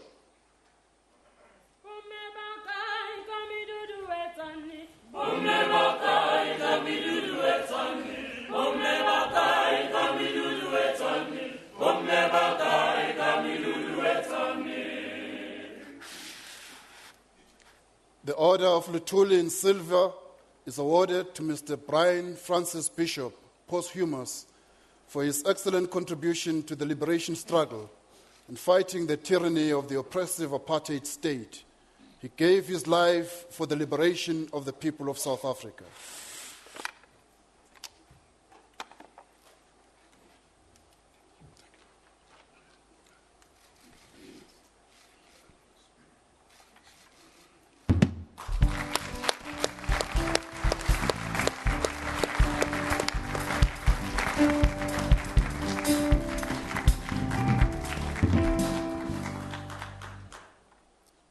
The Reverend Dr. Simon Qubule.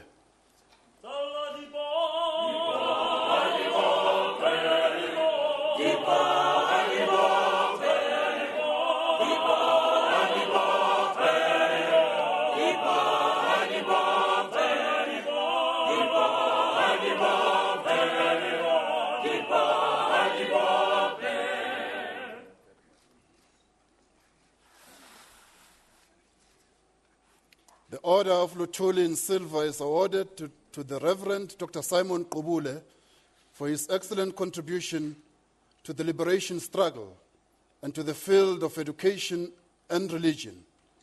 His inherent belief in equality prompted him to join the United Democratic Front and other mass organizations to provide prophetic witness in the fight against the evil and oppressive system of apartheid.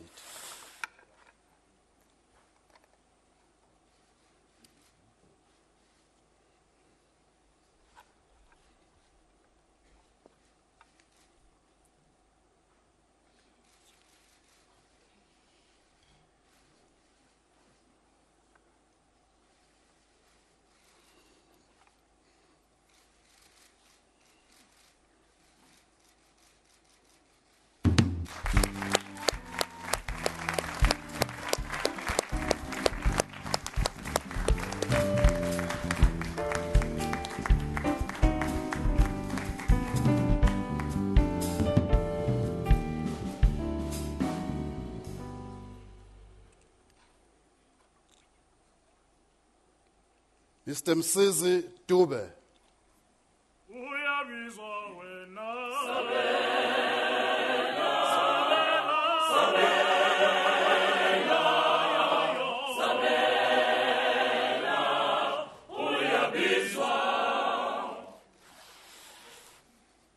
The Order of Luthuli in Silver is awarded to Mr. Msizi Harrison Dube, posthumous, for his excellent contribution to the struggle for liberation and his persistent pursuit of justice and better living conditions for his community in particular and the people of South Africa in general.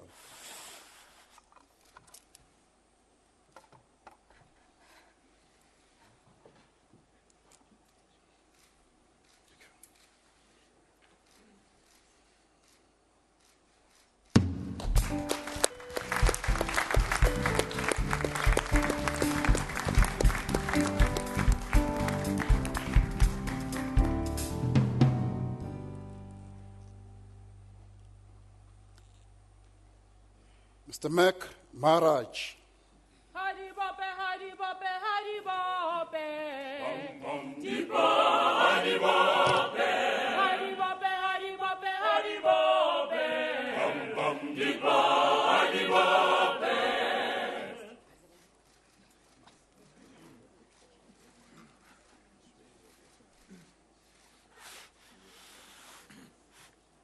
The Order of Luthuli in Silver is awarded to Mr. Sergeant Ranath Raghunanan Mac Maharaj for his excellent contribution to the struggle for freedom in South Africa. Inspired by the courage of his convictions, he bravely endured the fight against the racial autocracy of the apartheid regime over many years and helped lay the foundations for a non-racial democracy.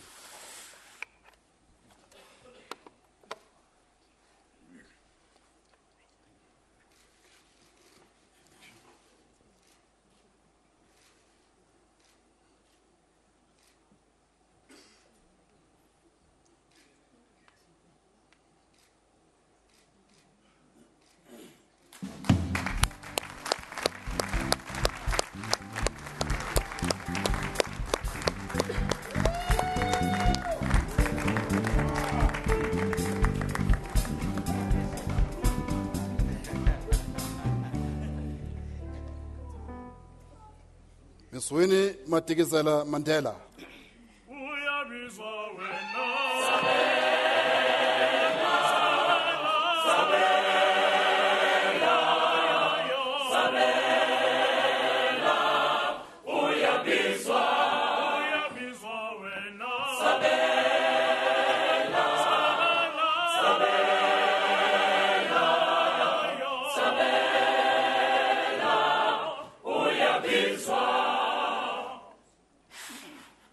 The Order of Luthuli in Silver is awarded to Ms. Winnie Madikizela Mandela for her excellent contribution in the fight for the liberation of the people of South Africa.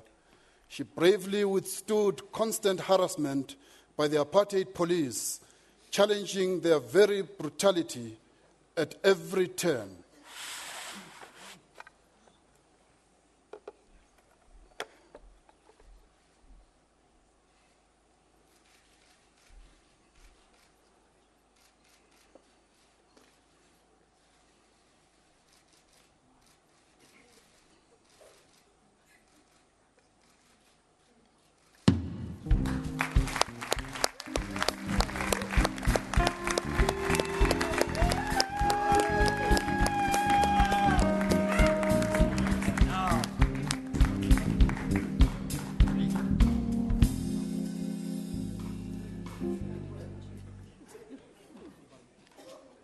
Mrs. Mary Tipe.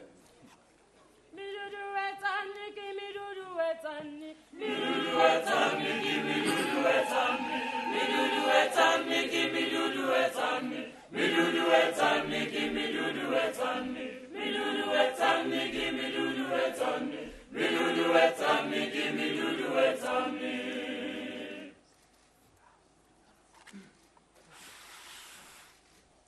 The Order of Luthuli in Silver is awarded to Mrs. Mary Tipe, posthumous, for her excellent contribution to the liberation struggle and the fight for social justice. Her bravery and bold stance against the brutality of the security branch remains legendary in the Chesterville area in Durban.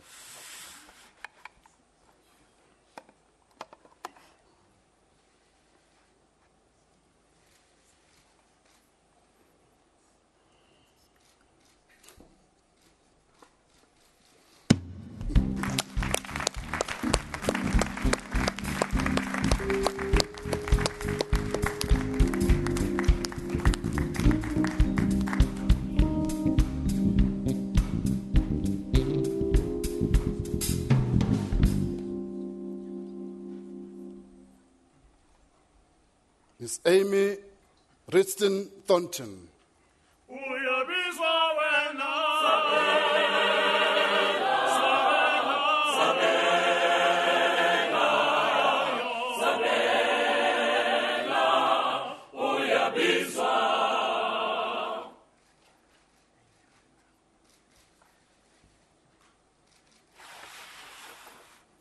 The Order of Luthuli in Silver is awarded to Ms. Amy Ridston Thornton for her excellent contribution and unflinching commitment to the struggle for the liberation and equality for all South Africans.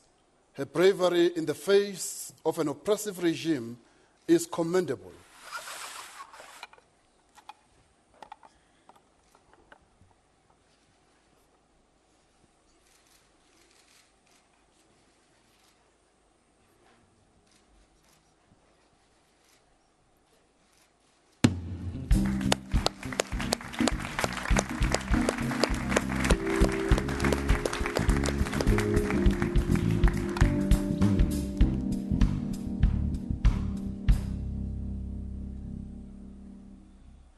Mr. John Zikali.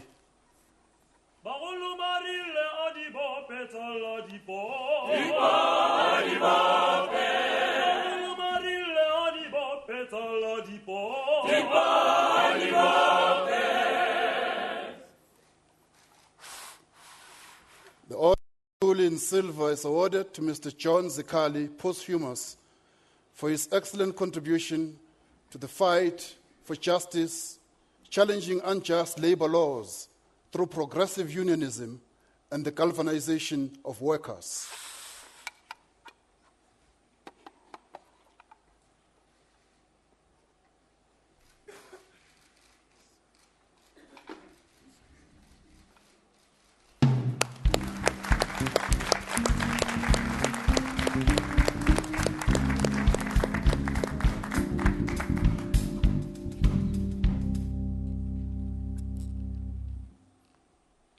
Mr. Cleopas Nsibande.